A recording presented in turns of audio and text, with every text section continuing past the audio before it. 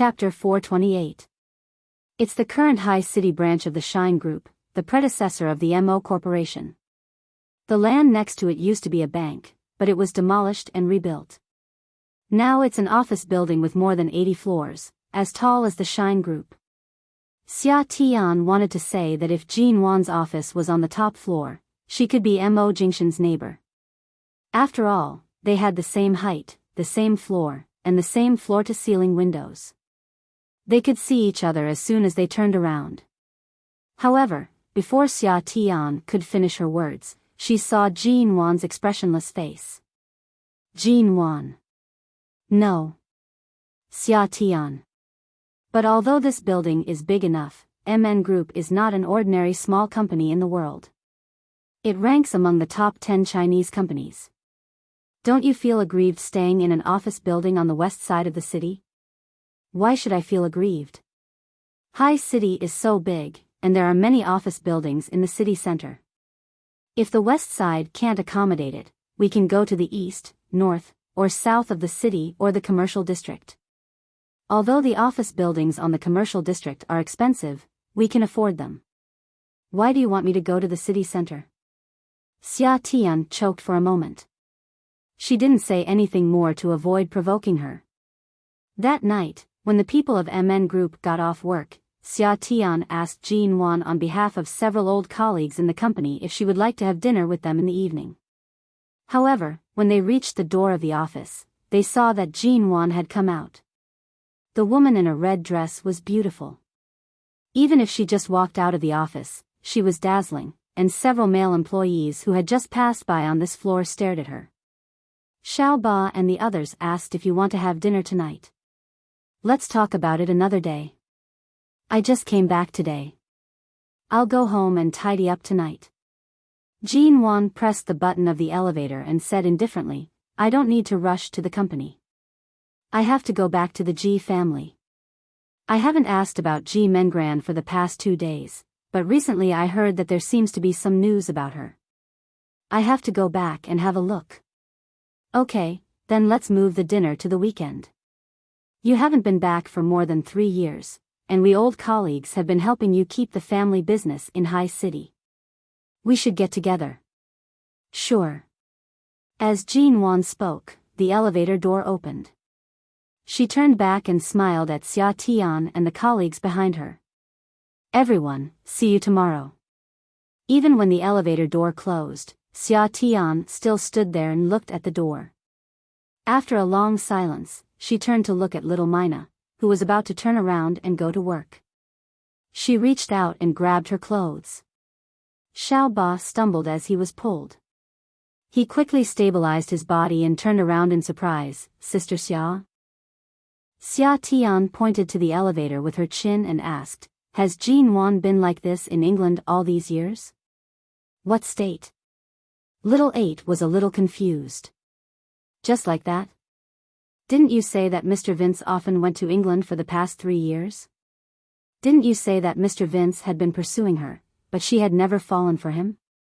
Did she mention Mo Jingshan? Little 8 shook his head. Never mentioned it. Regarding Mo Jingshan, she hasn't mentioned a single word? Little 8 continued to shake his head. Indeed, he never mentioned it. That night, Jin Wan returned to the apartment of more than 200 square meters that she bought 3 years ago before she went to London. The apartment was near the original office building and was still some distance from the west side of the city. Xia Tian had arranged a car for her to drive back, but in the past 3 years, many roads in High City had been built. She was afraid that she might not be familiar with many roads and take the wrong one, so she didn't drive but took a taxi back. In fact, she had only lived in this apartment for 2 or 3 days. After leaving a lot of luggage here, she left and didn't even clean up the room. She opened the door and went in, only to find that nothing had changed inside, but no one had come in to clean it for 3 years. All the furniture was covered with dust, and the suitcases were also covered with a thin layer of dust. Jin Wan walked in with the suitcase in her hand and called the security guard to hire an auntie from a cleaning company. Together with the auntie, she spent more than an hour cleaning up the apartment inside and outside. When the aunt left, Jinwan went inside and opened the suitcases she had left behind. The clothes she had worn in High City 3 years ago reappeared in her sight, the computer she had used 3 years ago, some paraphernalia, all kinds of, she might live here for a while, so she hung all the clothes she could still wear in the cabinet. When all the suitcases were empty, she picked up the last suitcase and took out all the things in it. She saw the velvet box at the bottom. She paused, looked at the velvet box for a few seconds, and then looked away. She knew it was the blue diamond in it. She picked it up, threw a pile of mobile phones, computer chargers, and other things into the drawer in the middle of the cabinet, closed the drawer without looking at it, and turned to continue to pack other things. It wasn't until 11 o'clock at night that Jinwan took a shower and sat down on the sofa tiredly. There were still some daily necessities she hadn't bought. She would buy them tomorrow night. She was really exhausted tonight. After taking such a long flight and dealing with the problem of Hengqin Company, she hadn't rested until now and was seriously out of strength. Just as Jinwan was about to fall asleep on the sofa, her cell phone suddenly beeped, indicating that the cell phone was low on battery. She touched the sofa with her eyes closed and took a look at the cell phone. There was only 5% battery left. She had just returned to China and didn't know how many things she had to do and how many calls she had to answer from tomorrow. No matter how tired she was, she got up and went back to the bedroom, opened the cabinet, and took out the charger from the drawer. As soon as she took out the charger, the velvet box she had thrown in the cabinet was scratched open by a wire, and the blue diamond safely placed in it fell out of the box, fell on the carpet at Jinwan's feet, rolled on it, and finally stopped. Jinwan paused for a moment and lowered her eyes to look at the blue diamond on the carpet. She slowly plugged in the charger, squatted down, and picked up the blue diamond. The light in the bedroom was not turned on, and the blue diamond was reflected by the moonlight coming in through the window. If she suddenly decided to return something that she couldn't return 3 years ago, she would be provoking Grandfather Mo and the Mo family. But if she didn't return it, what should she do with this diamond? Would she just leave such a precious thing at home for no reason? Chapter 429. The next morning, Jinwan went back to the Ji family. In the past 3 years, Ji Hongwen was still the same. When he was in good health, he could walk alone, but when he was in poor health, he had to walk slowly or ask his assistant to help him. Fortunately, Ji Hongwen didn't have any serious illness, so the Ji family didn't go bankrupt, and Ji Hongwen didn't die in the hospital. Instead, the Ji Corporation was more stable in the business circle than before because Jinwan invested a sum of money and some new projects. Dad, didn't you say Mengran returned to High City 2 years ago? Didn't she tell you where she was in the past year? Jinwan helped Ji Hongwen walk on the lawn in the front yard of the Ji family. Ji Hongwen smiled. No, it's good that she's still alive. She didn't want to tell me, so I didn't ask. Besides, she rarely returned to the Ji family in the past 2 years. Instead, he paused and took a look at Jinwan. Mengran almost doesn't regard the Ji family as her home. I rarely see her, but the only thing I'm sure is that she doesn't have to worry about food and shelter. She must have a good backer. A few days ago, I heard from a servant that she saw Mengran in the department store. She got into the Xing family's car. The Xing family? Xing-Yihan? Jinwan's gaze faltered, and she exchanged a silent look with Ji Hongwen. Even though Ji Hongwen didn't say much, his meaning was obvious. He gave her some hints. But after all, Mengran was his daughter. He couldn't directly remind Jinwan to be careful of the Xing family, but he wanted to let Jinwan know. Jinwan continued to walk with Ji Hongwen's help, saying, I know. Don't worry. As long as Mengran doesn't target me, I won't make trouble for her. Ji Hongwen sighed, I also hope that she won't target you. Even if she does, with her little ability, she'll just run in front of you and show her cowardice. Of course not. Don't underestimate your daughter. Mengran is very thoughtful. She won't let herself be taken advantage of. Besides, she has Xing-Yihan as her backer now, doesn't she? Jean Wan curved her lips into a smile. She had said these words to make Ji Hongwen happy. Toward Ji Mengran, she had never intended to be soft-hearted. Ji Hongwen shook his head, coughed, and asked Jean Wan to help him sit down on the bench in the yard. After sitting down, Ji Hongwen sighed. If Xingyihan really loves her, then it's fine. But I know how he feels about you and Mengran. He won't easily change his mind. As for keeping Mengran by his side, I'm afraid he has other plans. When the two of them got together, it was nothing more than a superficial effort. To put it bluntly, they were using each other to get what they needed. Jean Wan didn't say much but just smiled. Dad, don't worry. I'm not a child anymore. I'm in control of my own life. What path I want to take is also my own choice. It's useless for you to worry about it. Ji Hongwen nodded and sighed. Yes, you've all grown up. I really can't care too much. Both of you have your own things to do, especially you. In just a few years, you have become the benchmark of young female entrepreneurs in the business world. I was not as good as you when I was young. With this, Ji Hongwen paused and then said, It's been some years since your mother passed away. In a few days, when I feel better, accompany me to the temple to worship her. By the way, let her see how you look now, so that she can rest assured in heaven. Okay. Jean Wan helped him up from the bench. In the afternoon, before the MN group got off work, Jean Wan went to the company. Seeing her, Xia Shi came over with her round belly and asked her at the desk, Did you go back to the Ji family to see your father this morning? Yes. Before she said a few words, Jean Wan's cell phone rang. She asked Xia Tian to sit aside and not to keep swaying in front of her with her big belly. Then she picked up the phone, walked to the window, and picked it up. Miss G, the things you sent from England to Los Angeles a few days ago were not received. Shall we send them back to London for you, or what shall we do with them? How could they not be received? Couldn't they have been sent back in the past few years? Well, these things were sent to the prison every few months. Elder Su passed away 2 years ago. If Su Jilan couldn't receive them, no one in the Su family could receive them for her.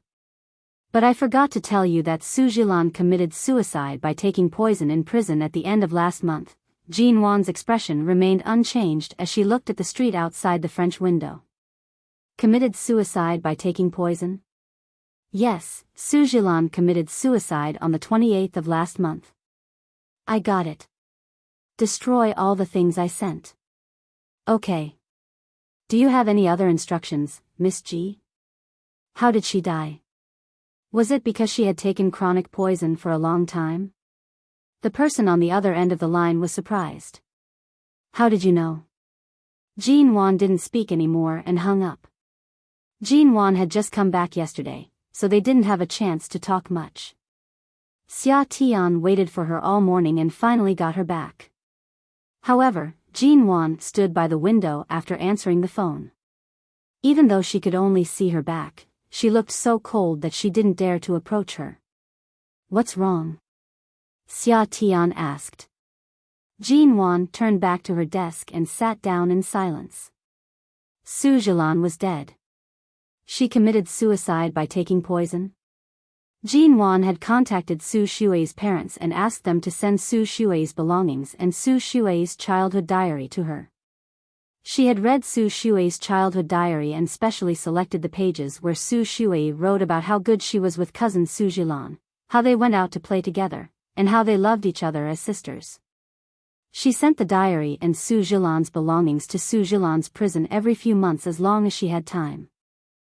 Su Jilan was a silly cousin who always thought they loved each other so much that she sacrificed her life, and Su Jilan was a cousin who was locked up in prison and deprived of freedom forever. Jean Wan had never forgotten the pool of blood that flowed between her legs after she fell off the Los Angeles freeway. She had never forgotten to avenge her child. Even though Su Jilan had gotten the punishment she deserved and was losing weight in prison, and even tried to commit suicide several times, she still tortured her mind with these things again and again. Before flying back to High City from London, Jinwan sent Su Shui's last diary and belongings to her, but she didn't expect that Su Jilan was dead. Chapter 430. How could it be exactly the same? It was said that Su Jilan had tried to escape from prison, but she was caught before she could escape the encirclement. She mutilated herself in prison and even threatened the police by cutting herself with a blade. The police were indifferent and even transferred her to a dark prison where she couldn't even see the sun. It was as if there was a huge net that was pushing everything forward, pushing the original trajectory of everything forward repeatedly. Everything seemed to be the same as in her previous life.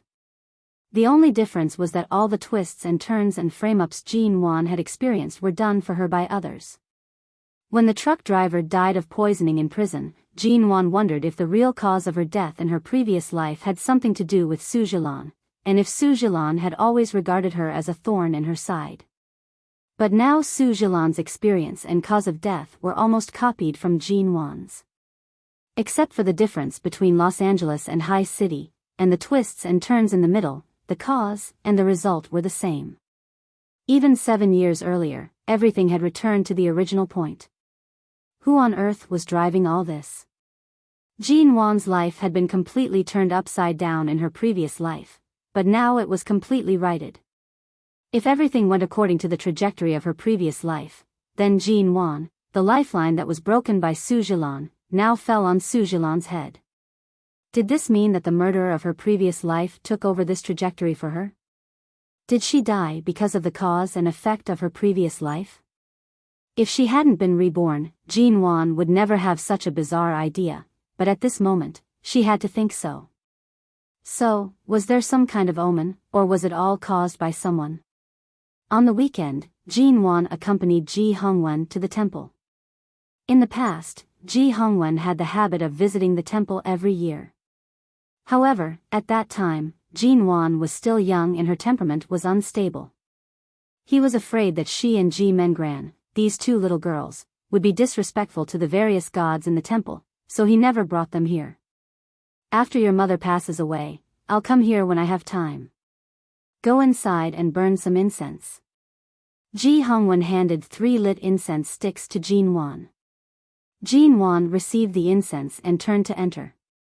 After that, Jinwan accompanied Ji Hongwen to worship in the temple for more than half an hour. Seeing that Jinwan didn't seem to be used to the atmosphere in the temple, Ji Hongwen patted her hand and said, "I'll go inside for a while and talk to a master I've known for many years.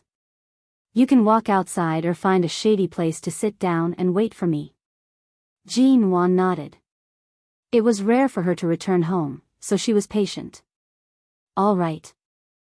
When Ji Hongwen went inside, Jinwan turned around and found a place with few people on the bluestone path in the temple to stand for a while. Then she felt the sun was too hot, so she turned to rest under an ancient banyan tree that had grown here for who knew how many years.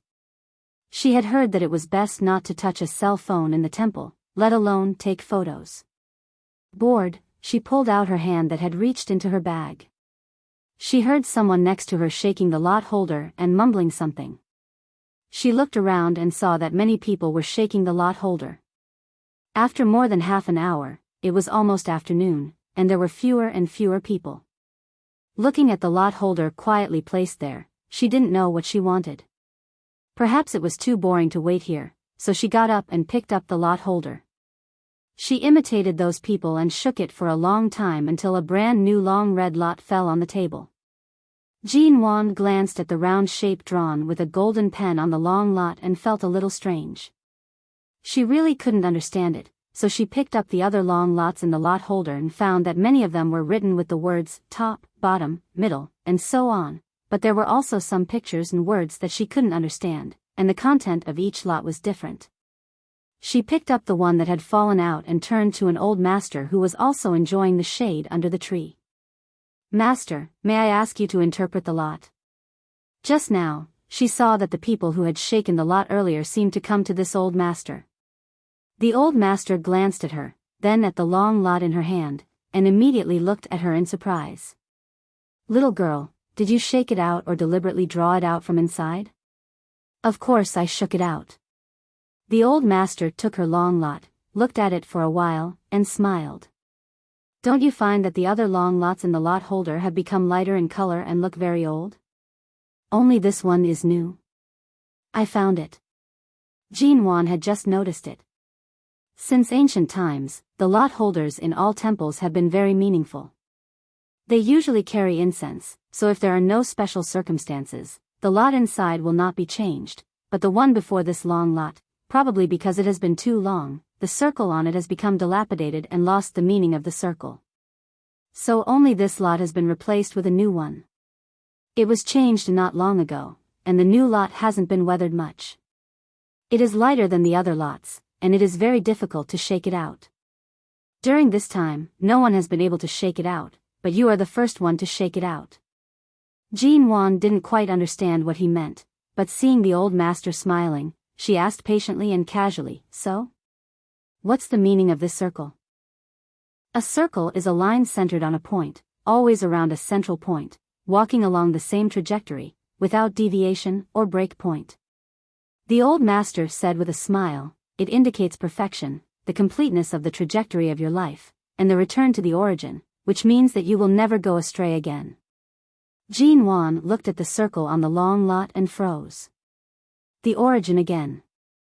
She had heard this word many times 3 years ago. If you had gotten a long stick that hadn't been changed before, the circle wouldn't be complete. After being exposed to the wind and the sun, there would be many broken points, and the stick would be full of danger.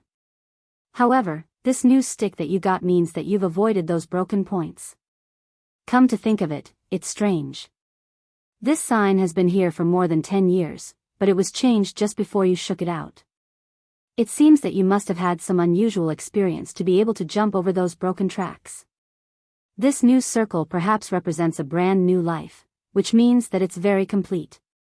The old master put his palms together and bowed to her, then turned to continue to interpret the lots for others. Jean Wan stood by the side, holding the long lot and looking at the new circle without any broken points. A new life?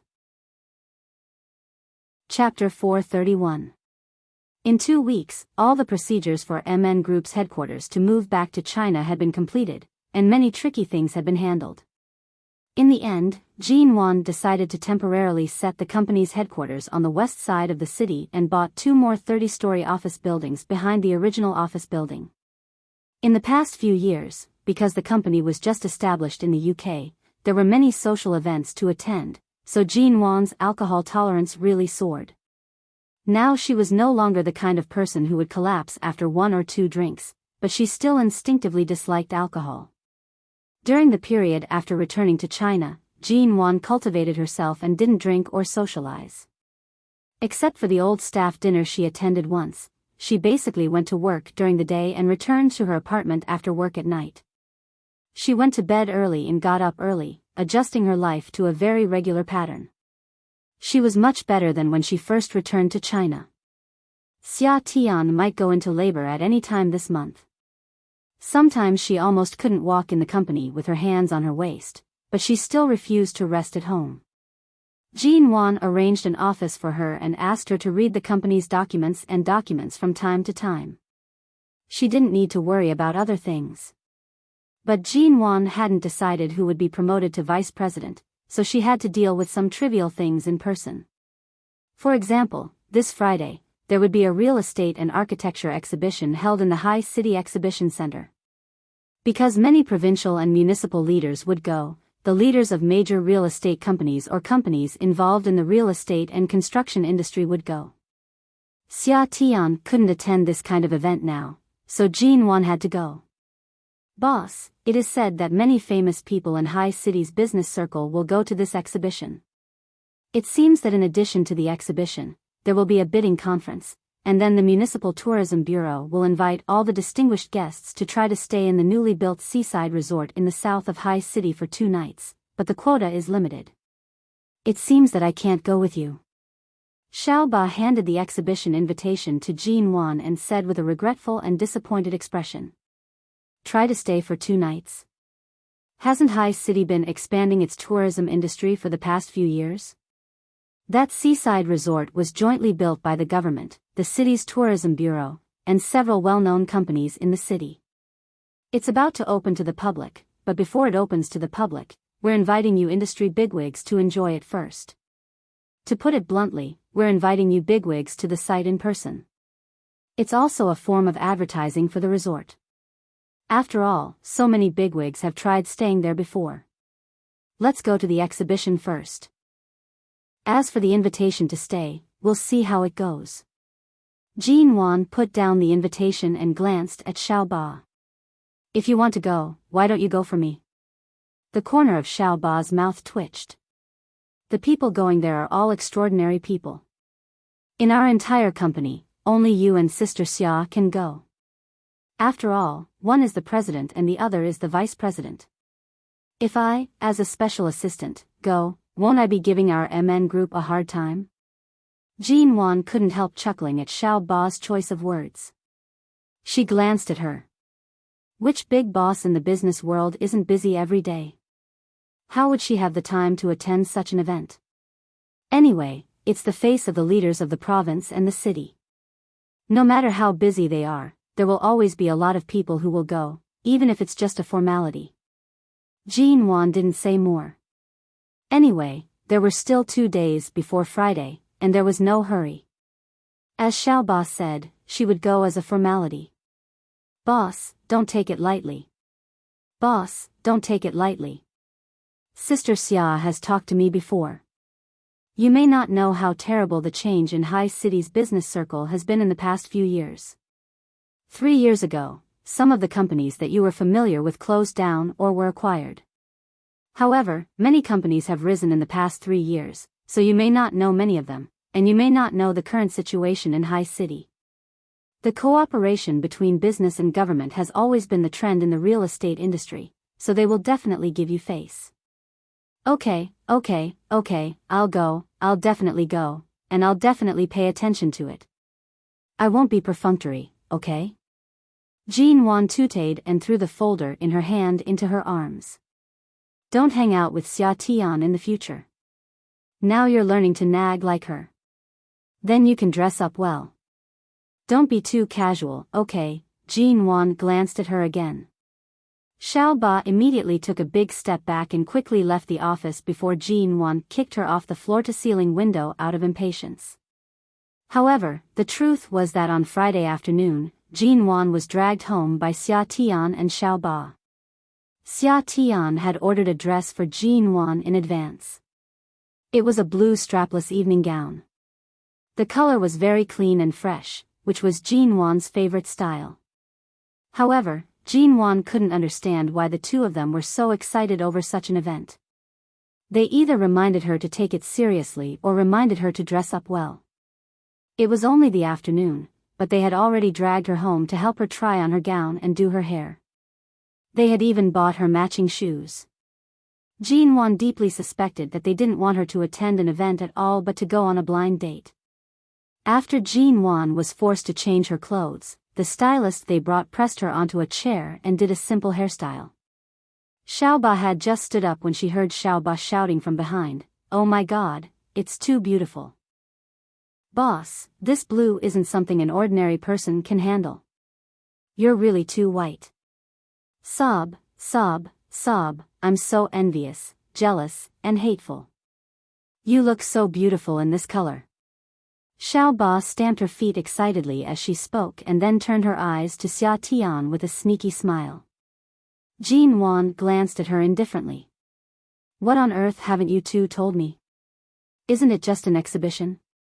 It's an exhibition, but it's rare to see such a gathering of big shots. You're the pillar of our company, and you've just entered the Forbes list this year. Many people are curious about you. Since you've returned to China and it's your first time attending such a large-scale event, you can't bring shame to our company, can you? Xia Tian said and stared at Jean Wan's neck. Is there something missing? There is indeed something missing. Xiao Ba also stared at Jean Wan's neck. Such a beautiful collarbone. It would be perfect if there were a beautiful diamond in the middle. Jean Wan's eyelids twitched. Before she spoke, the two women ran into her bedroom and rummaged for a long time but couldn't find any jewelry. Just as Xia Tian was complaining that Jean Wan didn't even have jewelry in her house, Xiaoba opened the drawer in the middle of the cabinet. A moment later, she shouted, "Found it." Chapter 432. On the night of the exhibition, Jean Wan arrived at High City's exhibition center by car. Before alighting, she thought for a moment before removing the necklace from her neck and placing it in her bag. At that time, the stylist that Xiaoba and Xia Tian brought along carried several platinum necklaces with her. This type of stylist was familiar with the preferences of the rich ladies of the upper class. Nowadays, many people like to buy these types of uncut diamonds to keep at home. Whenever there was a banquet or event, they would pick out some nice-looking necklaces to match. In the middle of the necklaces, there was a semi-net made of platinum that perfectly fit the blue diamond, turning it into a luxurious blue diamond necklace. When she wore it back then, it was indeed beautiful. This 10-carat blue diamond was too rare, and a blue diamond of such purity was even harder to find in the world. Wearing it like this at such a gathering of important people would be too conspicuous. MN Group had been rising rapidly in the past few years and was viewed as a thorn in the side by many in the industry. Having just returned to the country, it would attract the attention of many in the industry. It was better not to attract too much attention, so Jean Wan decided not to wear it. After alighting from the car, a staff member at the entrance of the exhibition center was responsible for checking the invitation in her hands. He then respectfully guided her to the red carpet. After passing through the red carpet, she would arrive at the main entrance of the exhibition center. Jean Wan smiled and walked toward the red carpet. Just as Xiaoba had said, High City's upper class had undergone a change of dynasties in the past 3 years. Many of the important people were unfamiliar faces. Even if there were a few who looked familiar, almost none of them recognized Jean Wan. The woman was dressed in a blue dress that perfectly complemented her graceful figure. Her exquisite face was lightly made up, and her fair and tender skin appeared pure and clear under the lights of the exhibition center. The convention center was not a place that ordinary people could enter. The people present were either the heads of famous companies or the young ladies of influential families. Some of them had seen Jean Wan at other banquets and could more or less recognize her. However, they did not dare to recognize her at this moment. In the past, Ji Ming was already beautiful enough, but now, on this red carpet, everyone present seemed to have become the background. The woman in the blue dress was like a goddess walking out of a Western painting, elegant and sexy. This kind of blue softened the pure beauty of Eastern women, and her fair and delicate face seemed to be the most precious treasure in the world. As the saying goes, a woman is all about her bones, not her skin. What's rare is that she has a good appearance and a beautiful body. There's not a single part of her that can be picked on. Even some of the media hidden in the crowd couldn't help but raise their cameras to take pictures in that direction. Jean Wan strode forward as though there was no one around, allowing everyone's eyes to fall on her. She smiled politely at the people around her, lifted the hem of her skirt that reached her feet, and walked into the main entrance of the exhibition center under the guidance of the security guards. She was neither early nor late. She was at least 20 minutes earlier than the time stated on the invitation. There were already many people gathered in the exhibition center. In the center of the hall, there was a huge overlooking model of the entire high city that was thousands of meters wide. Every building and location that was built or tendered by the major companies was marked out. From time to time, people in the crowd greeted her. Some knew her, some didn't, and even if they didn't know her before, they had studied MN Group because of Jean Wan's ranking on Forbes this year and had seen her photos. Jean Wan smiled at everyone who greeted her and did not say much. At most, she would say, "Hello." At 7:00 in the evening, the exhibition had already begun. Before Jean Wan could go to the location with her company's logo, she suddenly heard the whispers of several reporters not far away. "Earlier, I heard from the people at the entrance that Shine Group CEO Mo is here. Hurry up and go take some pictures. It's rare to get CEO Mo's face. He's been in Los Angeles for the past few years and hasn't appeared in front of the media since returning to China. Hurry up and take some pictures, hurry up." As the reporters turned around and quietly rushed toward the entrance, Jean Wan turned around and saw that there were already quite a number of people in front of the exhibition center. Shenmu raised his hand to stop the reporters from getting too close. At the same time, he smiled politely and greeted the reporters, telling them not to take any pictures. This was an official event, not some celebrity news event. It was not suitable for the reporters to participate. By Shenmu's side, there was a quiet, tall, and yet extremely eye-catching figure. His face was cold and handsome, like an outstanding creation of God's uncanny workmanship. The man's suit was well ironed, and his shirt was buttoned up to the top. He was meticulous, cold, and noble. His eyes were deep and clear, and his tall figure was much taller than Shenmu, who was 1.8 meters tall. In the eyes of many women, this man who was rarely seen was mysterious, abstinent, and cold and seductive. It was this man who, in just a few seconds, caused the smile on Jean Wan's face to subside slightly. In the past 3 years, she never thought that there would be a day when they would meet again after such a long separation.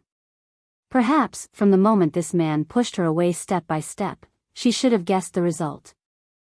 Perhaps it would be another 10 years of separation, or perhaps they would never meet again in this lifetime. However, on the flight back to China, after learning about Shine Group's movements from Shenmu, she did not think about these things anymore. For example, she was not surprised to see Mo Jingshan here, but it was indeed a little sudden. Although it had been a long time since she asked about him, Jean Wan had roughly heard from others. For example, he had become colder and more decisive in the business world, and was even more taciturn than before.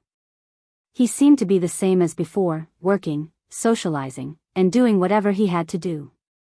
He did not reveal the slightest hint of his emotions in front of others, but the people around him and his business partners were all very careful, afraid that if they were not careful, they would step on a landmine and be destroyed by the powerful Shine Group. Because of the scene in front of the convention center, Jean Wan's expression did not change much.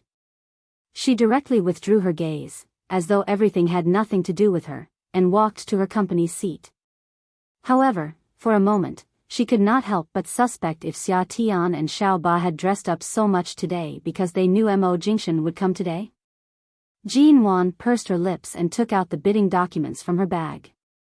She listened to the city leader's speech, and not long after, she heard a faint commotion from behind. She indifferently glanced back, only to see Mo Jingshan walking in this direction of the crowd. Chapter 433. However, Shenmu's eyes were very sharp. He immediately spotted Jean Wan. After glancing in her direction, he approached and greeted her. CEO G. This time, he called her CEO G, not Miss G. Shenmu knew why Jean Wan would appear at this kind of exhibition, so he did not bring up the past. Jean Wan nodded at Shenmu and could not help but look at Mo Jingshan. For a moment, when their eyes met, the man's gaze fell on her side. His pupils were dark, and his gaze was clear. There were people all around them, and many of them were looking in this direction. Jean Wan smiled and casually greeted, CEO Mo, nice to meet you. For simple words. She did not even say, long time no see. Instead, she said, nice to meet you, CEO Mo. Mo Jingshan nodded and gave her a very ordinary glance, as though it was indeed the first time they met in the business world and there was nothing special about it. The man shifted his gaze and walked toward the Shine Group's logo on the other side. At that moment, what Jean Wan saw in the man's eyes was the same deep, calm, and unperturbed as she remembered. The smile on Jean Wan's lips did not change, but it remained polite and slightly cold. This kind of peace was good. At least, no one needed to deliberately avoid it. Seeing that CEO Mo had left, Shenmu turned and smiled at Jean Wan. I don't think there's much opportunity to chat with Miss G on such an occasion. Did you come alone? Jean Wan did not nod or shake her head. She only curved her lips at Shenmu and slightly raised her hand to make an inviting gesture, meaning for him to go and not to be so polite to her. At the same time, when Jean Wan withdrew her gaze, she caught a glimpse of the black suit Mo Jingshan was wearing. It was as heavy and black as ever, as though it could completely drown out all the storms that had happened around him.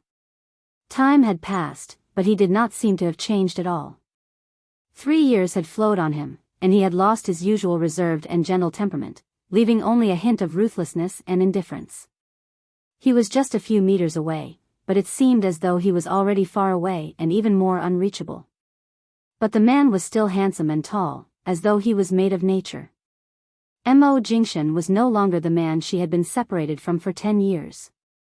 He was also no longer the man who had doted on her endlessly and was even willing to die for her. He seemed to have become the most complete him. This was his true appearance. Seeing that she had no intention of speaking, Shen Mu could only nod at her and turn to leave. Mo Jingshan had already gone to the other side of the aisle. He did not even look at her. This reunion came and ended abruptly. However, it was just right so that she didn't feel awkward or uncomfortable. After the exhibition, there was a party. Jean Wan was still considering inviting the guests to stay in the seaside resort. Earlier at the exhibition, she had seen 2 familiar figures.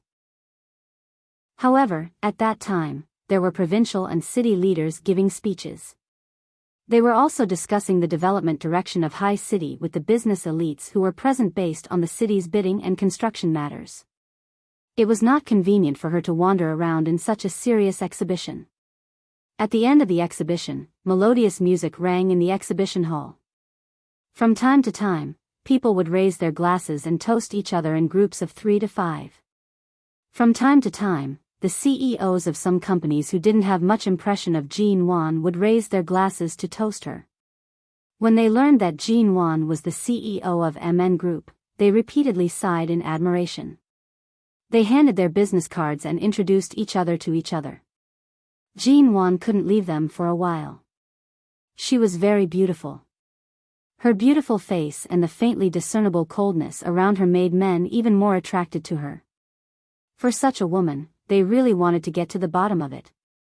At this moment, 2 old acquaintances suddenly came. When Ji Mengran appeared in Jean Wan's sight holding Xing Yihan's arm, Jean Wan only looked at Ji Mengran's face for a few seconds, as though confirming that she was really alive. However, Ji Mengran's eyes were very sharp, as though there was a fire burning directly on Jean Wan. However, Jean Wan just glanced at her indifferently and raised her glass slightly. Ji Hongwen had already told her some of Ji Mengran's situation, so he didn't intend to say anything to her. However, Ji Mengran held Xing Yihan's arm and seemed to snuggle intimately. When Jean Wan raised her glass slightly, she raised her eyebrows and smiled at her. "I thought you planned to live in England and never come back.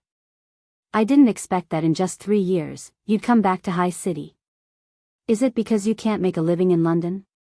Do you have to come back to a small place like High City?" Jean Wan's indifferent gaze fell on her and then glanced at Xing Yihan beside her. When her gaze returned to Ji Mengran, she gave a faint smile. "High City is indeed a small place. I've only just come back and I've already met you. We've been seeing each other for so long. How small is this place?" "Mengran, even though you've been missing for so long, you still came back. Is it because you can't escape the circle of High City, or because you haven't made a name for yourself outside and have no choice but to come back to find a backer?" Ji Mengran snorted and turned to look at the man beside her. "Brother Sheng, you haven't contacted Jean Wan for a long time, have you? She seems to know nothing about what happened between us." Xing Yihan's hand was placed by his side and was held tightly by Ji Mengran. Even though Xing Yihan had no intention of being intimate in public, he paused and didn't push her away. He looked at Jean Wan, who was even more radiant than usual. After a moment of silence, he said mildly, "It's only been a few years, but you've transformed from a little woman into a strong woman in the industry. It's indeed an eye-opener. But High City is a place where too many people gather. There are many things that you can't easily control. Since you've returned to the country, remember to be less aggressive and keep as low a profile as possible." These words sounded like a kind suggestion, but because Ji Mengran was standing by the side, it seemed to be a kind of sarcasm. Jean Wan certainly knew that in the domestic business world, Only by knowing when to advance and when to retreat could she protect herself. Although MN Group was now well known in the Chinese circle, after all, it hadn't been long since it was established. It wasn't difficult for it to be trampled under the foot of others. CEO Sheng, are you saying kind words? Jean Wan glanced at him without batting an eyelid, casually playing with the champagne glass in her hand, and said in a cool and quiet voice, I have a clear view of my career, and I have some experience in ups and downs. But I heard. Chapter 434. Jean Wan paused and glanced at her with a faint smile. Do you also want to enter the real estate industry? Ji Mengran's expression faltered. She glared at Jean Wan harshly. What do you mean by also want to enter the real estate industry? There are many real estate studios in High City, but the market demand is too high. I'm not young anymore. I should have my own things to do. Brother Sheng has only invested a sum of money for me. Why? Are you afraid that my studio will grow stronger and stronger in High City and take away your business? I don't think so. I'm afraid it won't be so easy for you to snatch a piece of meat from my mouth. Jean Wan smiled coldly and raised her glass to her. After all, we used to be sisters who grew up together. Since you are so confident that you want to try your luck in this industry, why don't I propose a toast to you first and wish you success, N?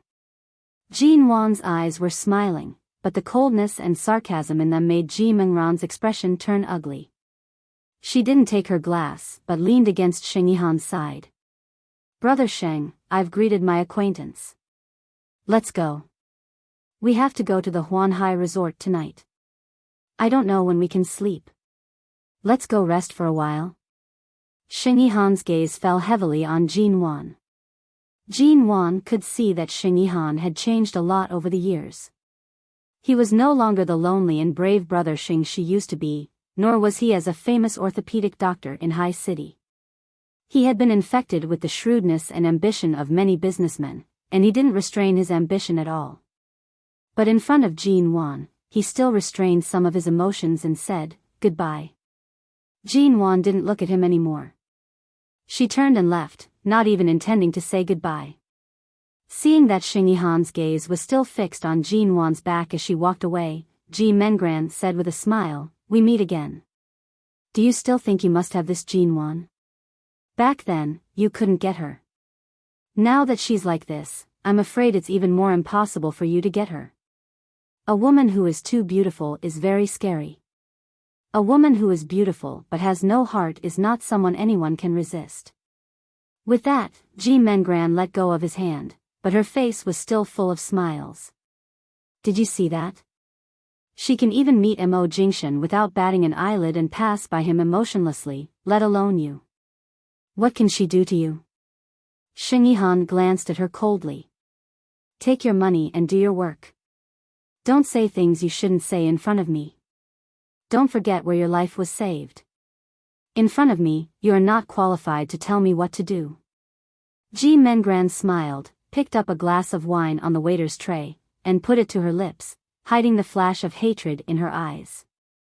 It was true that she didn't board the plane that crashed and managed to keep her life. However, due to a combination of circumstances, she was forced to flee the country and mistakenly boarded a pirate ship. In the end, she was trafficked to Africa. Because she lost her freedom, she was humiliated and invaded by countless people. Even she couldn't count them all. It was only when she was emaciated and covered in wounds that Sheng Yihan found her and brought her back from that hopeless situation. Sheng Yihan hired a psychiatrist to treat her for a year before she gave up the idea of suicide. But why did Sheng Yihan save her? Ever since he followed Shinharu into the Ji family, he had wholeheartedly liked Jean Wan. This kind of feeling would not change. As for saving her, it was because of the Ji family and Jean Wan. Of course, there were other reasons. She knew this, and he also knew her unruly thoughts. The two of them seemed to be dating on the surface, but in reality, they were just taking what they needed. Not to mention sleeping in the same bed, they didn't even kiss each other. Sheng Yihan found her disgusting, and she had no interest in him either. Once a person became infatuated with someone, as long as they couldn't get it, they would never forget it. Xing Yihan treated Jin Wan this way, and she treated Mo Jingshan the same way.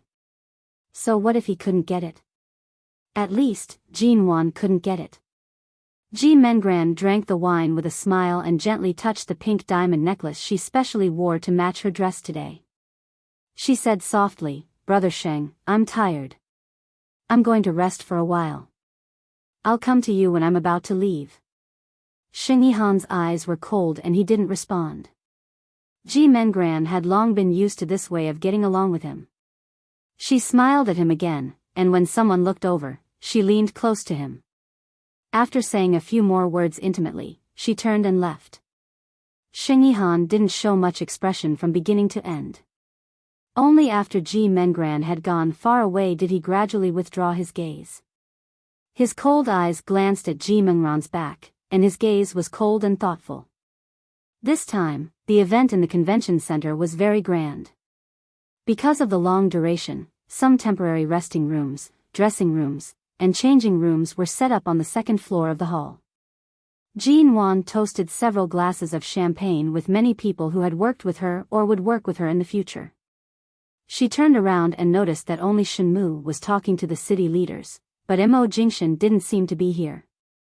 With Mo Jingshan's identity, he only needed to show up on many occasions and didn't need to be present all the time. It didn't matter if he had already left, gone somewhere to rest, or had other arrangements. These were not things she could care about or be curious about. Jin Wan withdrew her gaze, chatted with several representatives of various real estate companies who came to greet her, and then waved at them with a smile. "Sorry, I've drunk a lot just now. I have to go to the resting room to sober up. I've not been able to hold my liquor very well in the past few years. I've just recovered a little, but I still have to restrain myself. Otherwise, I'll easily make a fool of myself in public." Most of the people in the hall were men. Hearing her words, they didn't force her to stay. Jin Wan went straight to the second floor. Someone was changing in the dressing room, so she simply pushed open the door of the ladies' dressing room. As soon as she entered, she saw Ji Mengran sitting on the sofa in front of a dressing mirror. The places where socialites and female entrepreneurs frequented were similar to the places where female stars frequented. Besides, it was such a grand occasion, so naturally, there would be 2 makeup artists waiting here to touch up any lady's makeup. Chapter 435. Jin Wan glanced at the person on the sofa who appeared content. She hesitated for a moment but did not wish to cause any trouble. The moment she opened the door, she prepared to leave. However, Ji Mengran had already seen her. Her gaze had already shifted in her direction. Her eyes were filled with provocation. "Big sister, are you here to look for me?" The word of big sister caused Jin Wan's hand to pause. She calmly turned to glance at her. The others also shifted their gaze in her direction. "Miss Ji, is she your big sister?" one of the socialites asked curiously. This Miss Ji was naturally not referring to Jin Wan. "Of course. My surname is Ji." Coincidentally, her surname is also Ji. Ji Mengran glanced at Jin Wan. Her gaze was clearly mocking the fact that Jin Wan's surname did not match her original identity. Since they had already entered the conversation, it would not be appropriate for Jin Wan to leave now. She coldly glanced in their direction and walked in. Coincidentally, she only saw drinks and wine in the hall of the convention center. She didn't find any mineral water. Seeing that there was a water dispenser in the dressing room, she went over to open the cabinet below, took out a disposable paper cup, and poured herself a cup of water. "Miss Ji, your sister seems to be a little cold," one of the socialites spoke up again. A certain socialite spoke again. Her first impression was that Ji Mengran was a very easy person to talk to. However, this sister of hers did not even greet her after entering the door, so she instinctively thought that she was the type of person who was cold and pretentious. "Don't you know about MN Group? This year, my sister, Jin Wan, climbed to the top of the Forbes list of Chinese female entrepreneurs under the age of 25. Ji Mengran looked in Jean Wan's direction and spoke seriously. It wasn't easy to climb to the top of the list. She should at least put on some airs, right? Otherwise, how can she live up to her reputation as the CEO of MN Group? The socialite and the other young lady didn't know much about Jean Wan, and Jean Wan didn't recognize them. When the two makeup artists heard that Jean Wan was the CEO of the MN Group, their indifferent expressions became slightly more restrained. The socialite and the young lady standing by Ji Mengran sneered. So what if she climbed to the top of the Forbes list? It's just like those award ceremonies in the entertainment industry. If you want to get a title, you just have to sleep with the investors a few more times. In a place like the business world where big shots gather, how hard is it to sleep to the top of the list? Ji Mengran lowered her eyes and said faintly, "That's true. My sister used to run a real estate studio in High City. Later on, she moved to England. After that, she didn't have much contact with her family. I don't know which powerful person she managed to latch onto, but her company was established and her image as a strong woman in the business world was established. Even if she really did have illicit affairs with someone, I don't think she would admit to it. Aya, look at what I'm saying. After all, she's my sister. How could I say such things? This kind of thing is too common in this circle. It all depends on whether you are willing to serve a man." The socialite spoke as she glanced sideways at Jean Wan, who was standing there drinking water as if she did not take their words seriously. She then glanced at Ji Mengran. "Miss Ji, you have CEO Sheng to support you. If you are willing to throw caution to the wind like your sister, wouldn't it be easy for you to have your own career? I'm not as willing to throw caution to the wind like her. Besides, although brother Sheng takes good care of me, it's not the kind of relationship you're talking about. Our relationship is very pure. He just takes good care of me. Why are you still being so humble? You're wearing such a large pink diamond. Pink diamonds represent pure and romantic love. Since Mr. Sheng is willing to give you this pink diamond necklace, it means that he has long been interested in you. You should hurry up and cherish this opportunity. Let CEO Sheng help you build up your studio. This way, you won't be trampled on by others," a certain socialite said as she glanced in Jean Wan's direction. "That's right. This kind of pink diamond isn't cheap. Besides, it's very difficult to buy it on the market." The young lady also agreed. The other two makeup artists also looked enviously at the pink diamond necklace around Ji Mengran's neck. Then, as though out of habit, they suddenly glanced at Jean Wan's neck. They saw that although Jean Wan's gown was not bad, she was not wearing any jewelry. Although her collarbone was beautiful, it seemed as though something was missing. However, the makeup artists did not dare to speak carelessly. They could not afford to offend Miss Ji, nor could they afford to offend CEO Ji. They could only stand by Ji Mengran's sofa and try to get close to her. These women chatted for a long time, but Jean Wan remained standing there, collecting water and drinking it. After she drank half a glass of water, she placed the paper cup down. She glanced at them and went straight to the point. "Based on your intelligence and skills, it's not easy for you to gather here. After all, the world is only so big. If you want to achieve something, you can only climb into a man's bed to think of a way." Speaking up to this point, Jean Wan glanced at Ji Mengran and went straight to the point. "If you want Xing Yihan to invest more money in you, you can go show off your skills. What's the point of bragging here because you can't get it? Or, my good sister, you've been sitting here for so long. I don't think it's as simple as gathering a few mobs to support you, right?" Ji Mengran was just thinking about how to get Jean Wan's experiences in England when she abruptly heard her words.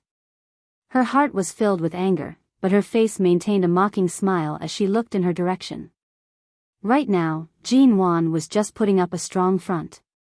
Back then, she was protected tightly by Mo Jingshan's side, but now, wasn't she still alone? Ji Mengran restrained her expression. "Big sister, I know you don't want others to talk about you." Her words were vague, but it only made people speculate that Jean Wan had a dirty past.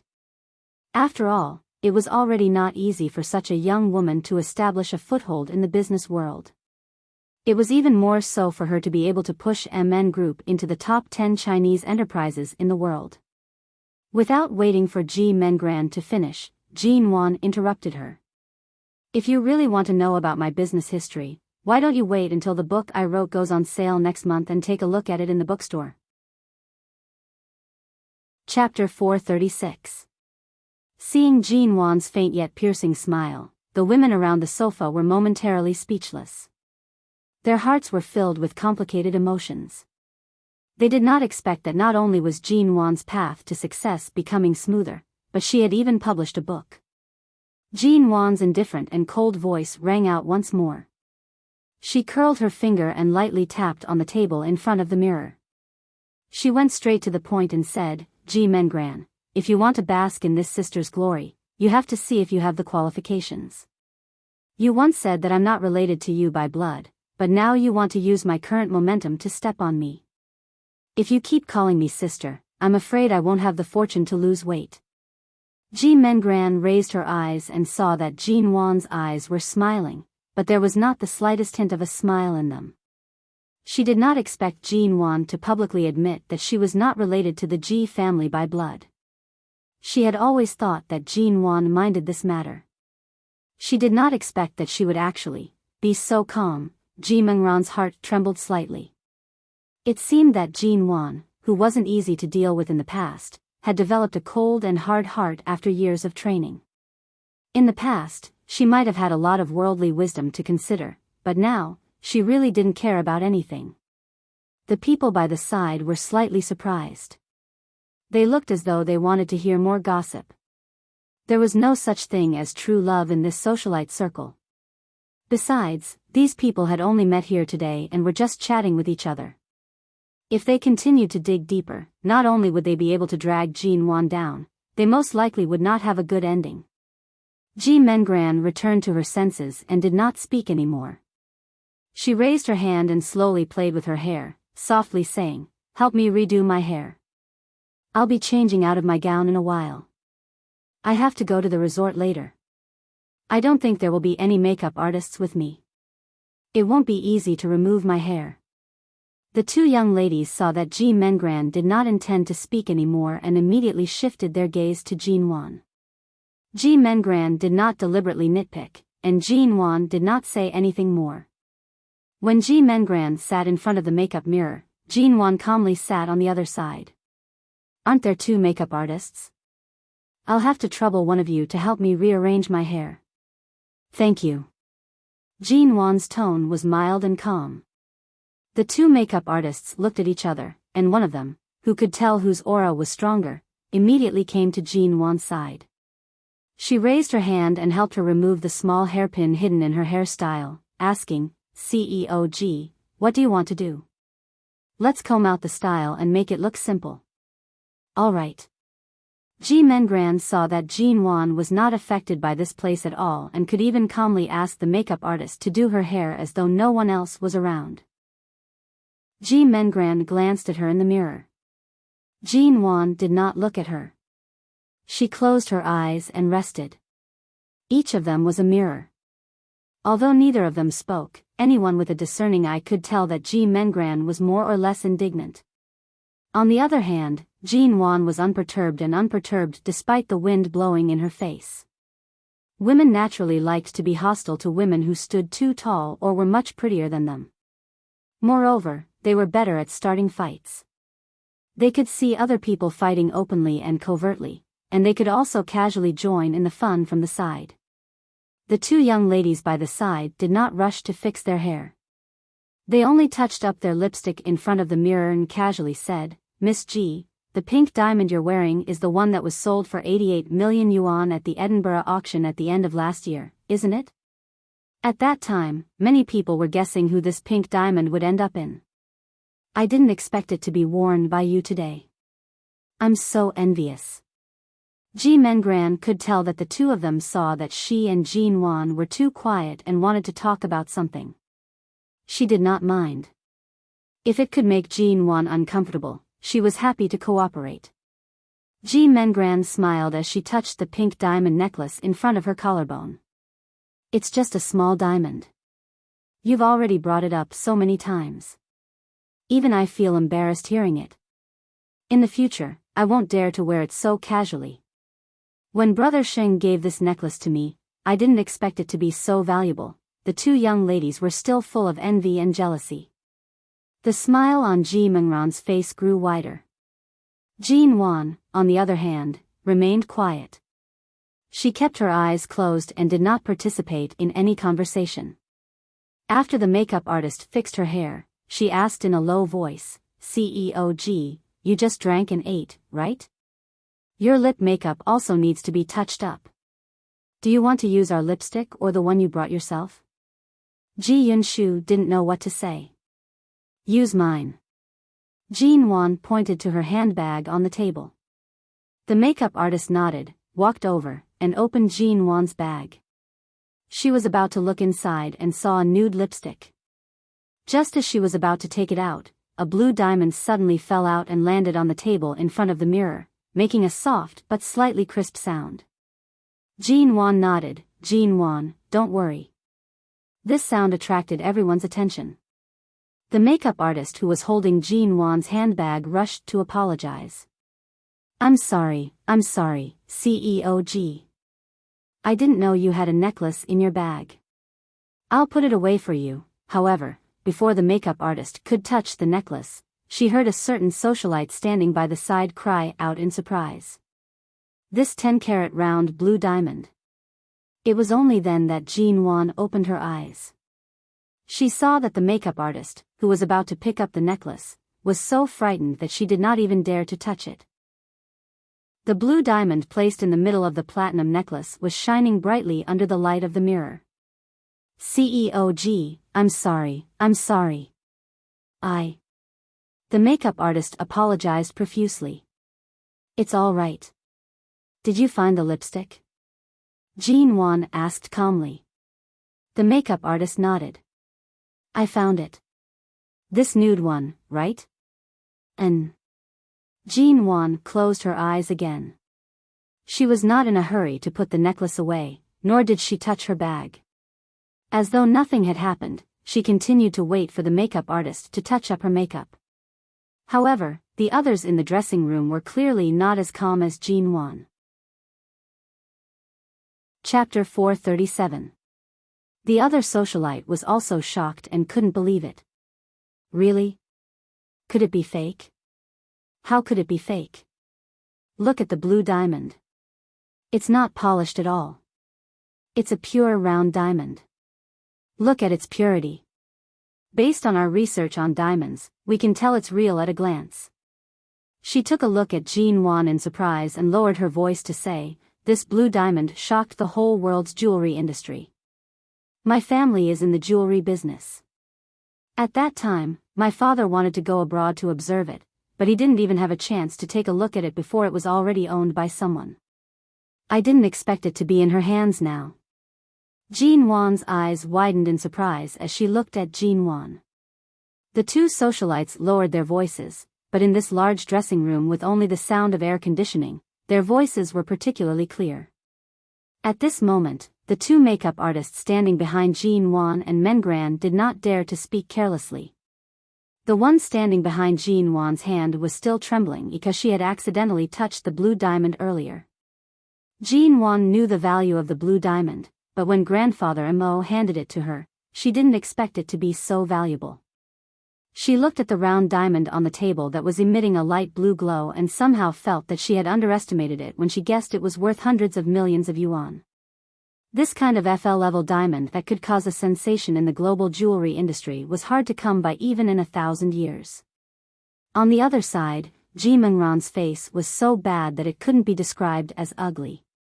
While no one was paying attention, she raised her hand to pull off the pink diamond necklace around her neck and threw it into her bag. Then she glanced sideways at Jean Wan's blue diamond and was so angry that her teeth itched. Although she had never heard of this blue diamond, she could immediately guess how this diamond fell into Jean Wan's hands from the discussion of these two high-city socialites and the time they said this diamond would be introduced to the world. It was Mo Jingshan. It was the Mo family. Thinking of this, Ji Mengran clenched her bag even tighter. She thought she had learned enough forbearance in front of Xing Yihan after experiencing so many things outside, but she didn't expect that in front of Jin Wan, she would still be so unreconciled. As they left the dressing room, Ji Mengran deliberately walked by Jin Wan's side. When she brushed past her, she deliberately whispered, "You have such a valuable diamond in your bag, but you don't wear it. It seems like you're too embarrassed to show it off. After all, it's a gift from your ex-husband. He's long gone, and we're strangers now. How can you wear it to show off?" Jin Wan paused in her footsteps. Just as Ji Mengran thought that she had successfully touched her heart, Jin Wan blinked, her gaze full of smiles. "If you have the time to worry about me, why don't you check the origin of your pink diamond? The pink diamond that was auctioned off in Edinburgh was once an investor of mine and a gift from my teacher. It's just that a diamond with a girlish heart doesn't really suit me. I've never worn it before. Later, with my mentor's approval, I sent this pink diamond to Edinburgh for auction in the name of charity. I didn't care about what happened afterward, but I didn't expect that it would be bought by Xing Yihan and given to you." Ji Mengran's expression didn't change, but her heart pounded fiercely. Jin Wan withdrew her gaze from her and smiled. "I don't really like wearing jewelry, but it's inevitable that I'm a little impulsive when it comes to diamonds. Women always have a few diamonds they like, but the one you took out to show off is the one I don't like. This pink diamond was sent to Edinburgh in the name of MN Group's donation to the International Group of Children with Heart Disease. In fact, when my mentor gave it to me, it was only worth more than 10 million yuan. I didn't expect it to be auctioned off for 88 million yuan. It seems that I should thank you and Xing Yihan for your generous donation on behalf of those international children with heart disease." Seeing that Ji Mengran's face was about to turn green, Jin Wan smiled again, casually flipped her hair, and turned to go downstairs with a free and easy smile. At this time, the two socialites in the dressing room coughed lightly as they walked past Ji Mengran.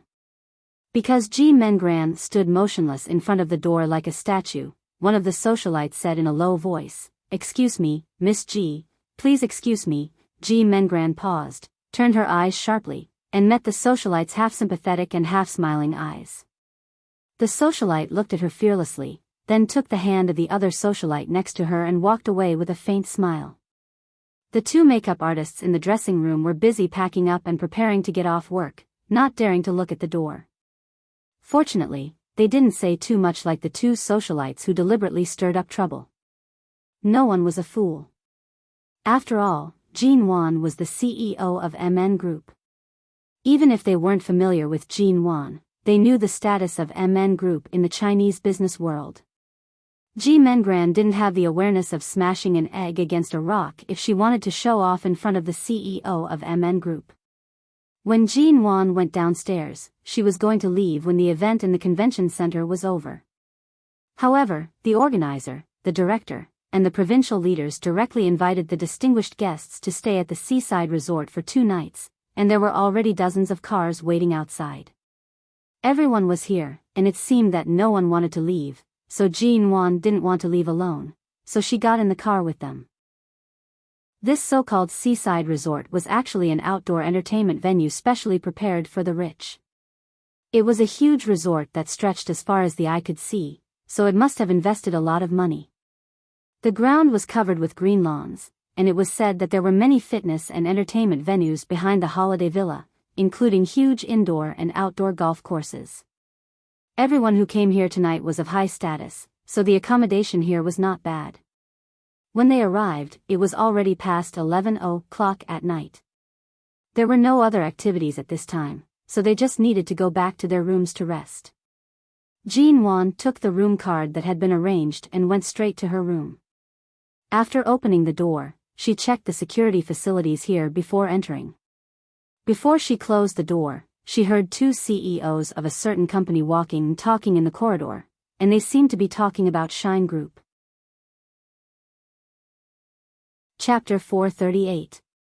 Mo Jingshan would come. As soon as this thought appeared in her mind, Jin Wan closed the door. However, the soundproofing of this room was not very good.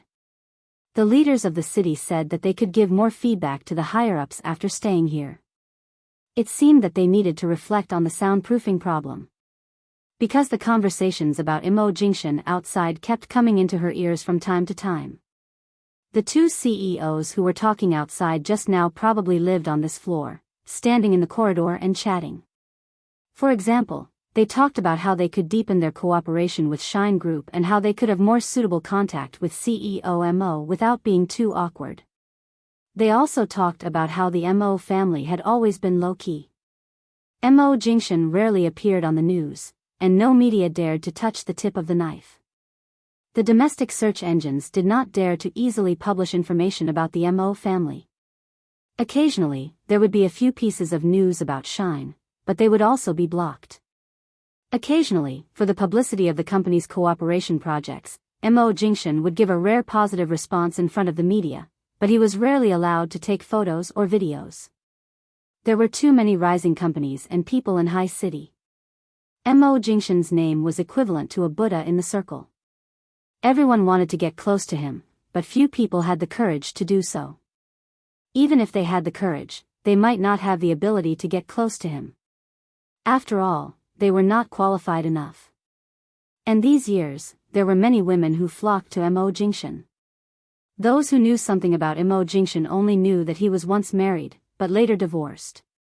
Those who didn't know only thought that he was not interested in women, so he never had a woman who was too close to him. He was a very difficult person to conquer.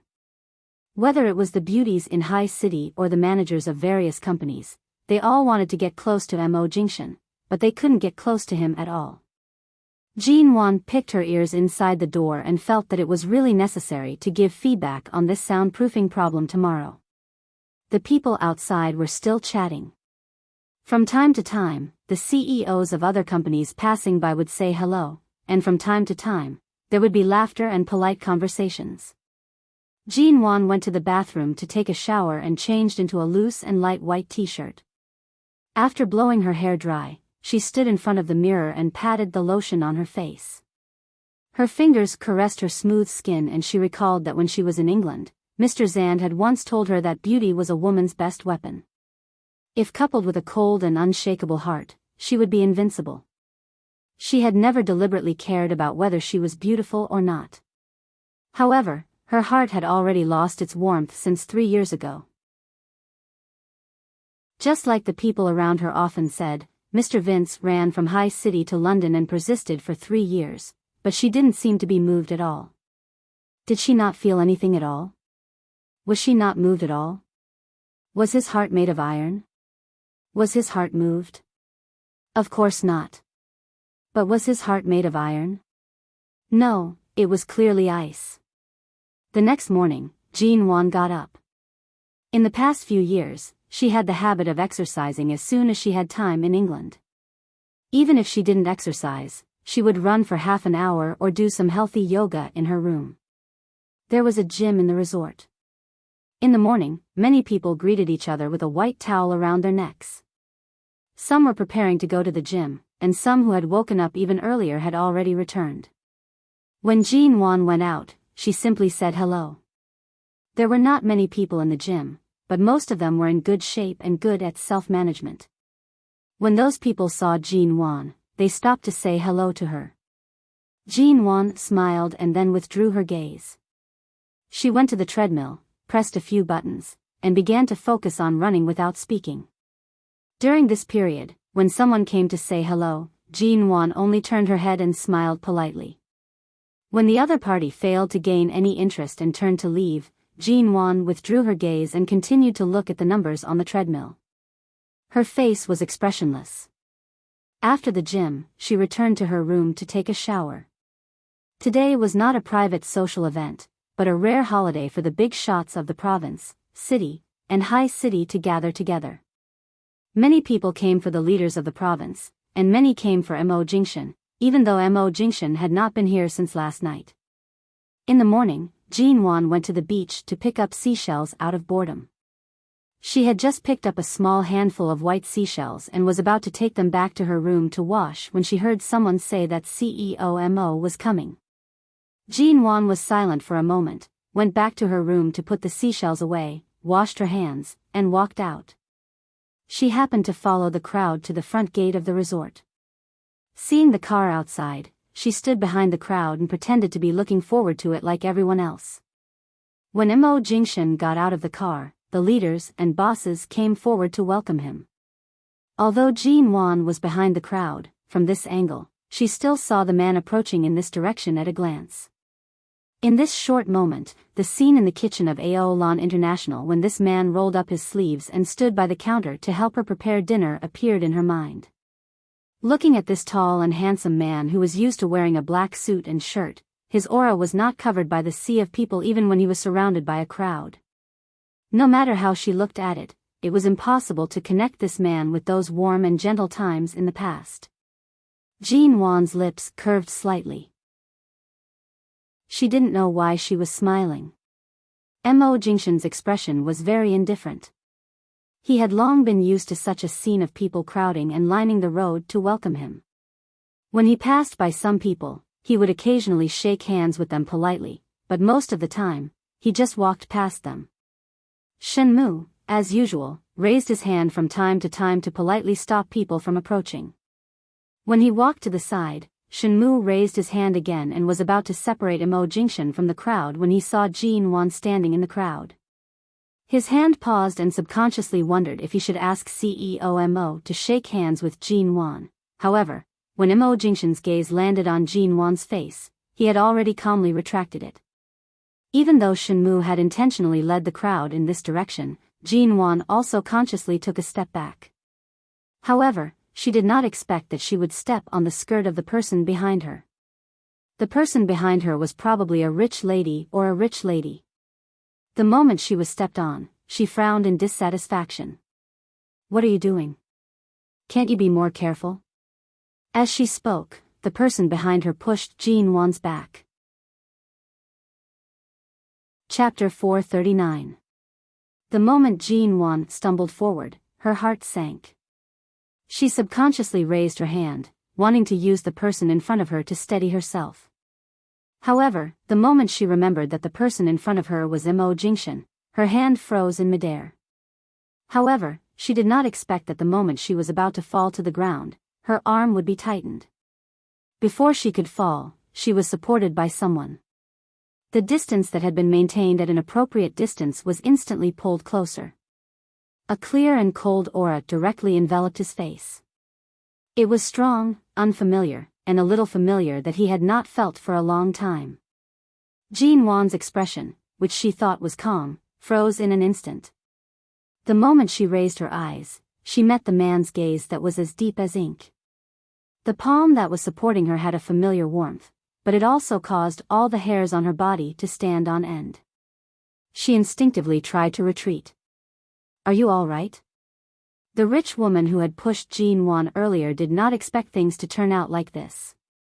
Seeing that even CEO Mo seemed to have been knocked into, she rushed over to ask with concern and regret. Jean Wan shook her head. Her voice did not reveal any emotions. "I'm fine." As she spoke, she unobtrusively pulled her arm away from Mo Jingshan's grasp. Her mouth politely and distant said, "Thank you, CEO Mo." Mo Jingshan did not respond to her words. His gaze only swept across the unique outfit she was wearing. Everyone else was dressed fashionably, except for Jean Wan, who was wearing a loose white t-shirt and loose beach pants.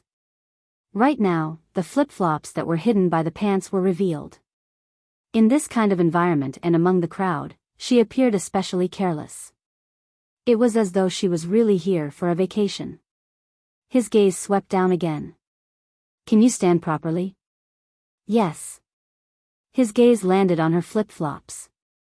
Her slender, white toes were still stained with fine white sand. It was obvious that she had just finished playing at the beach and had washed up before running out. She came very perfunctorily.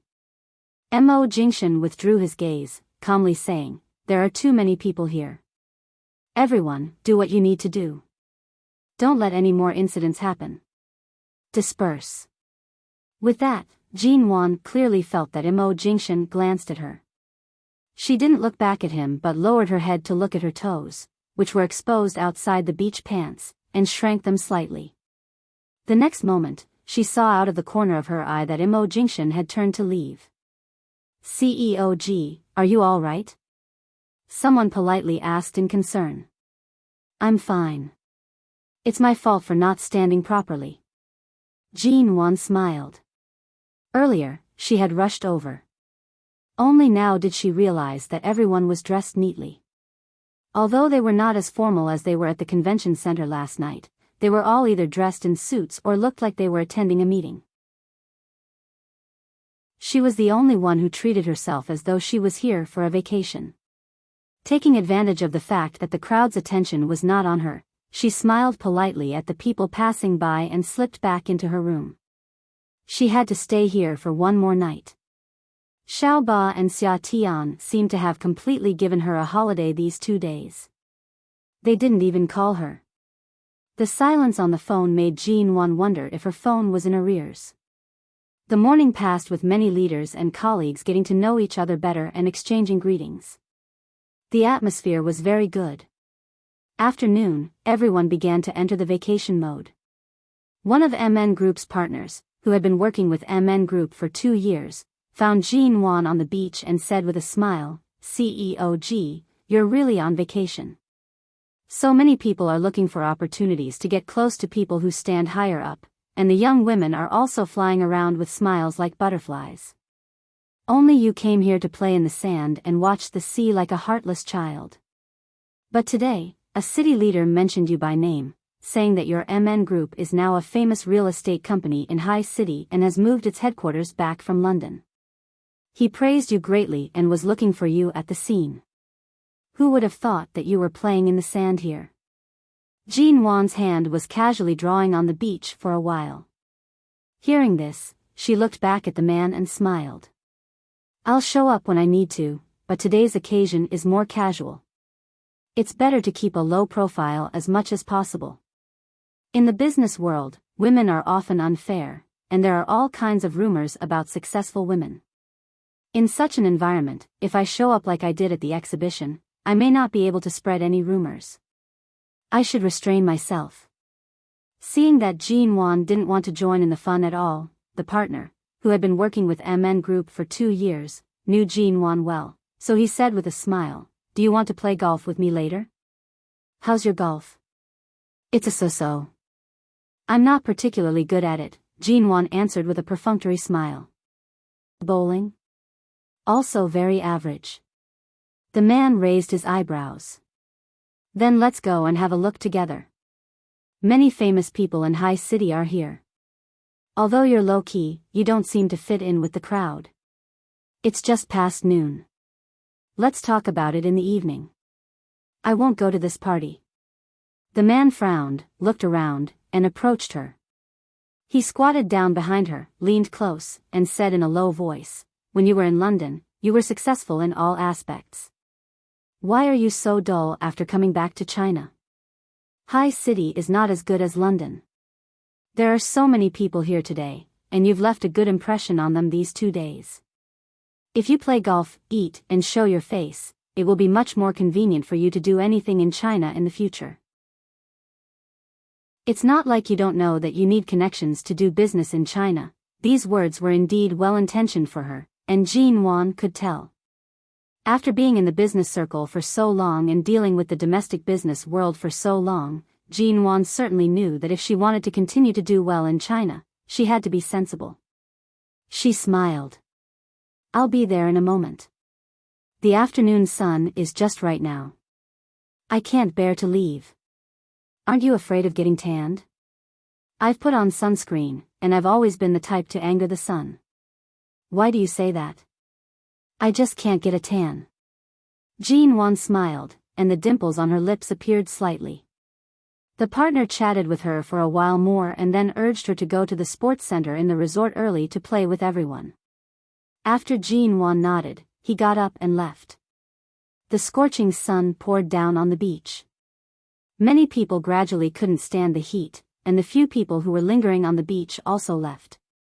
The long, thin, white beach was empty. Chapter 440. When Jean Wan entered, there were already a lot of people inside.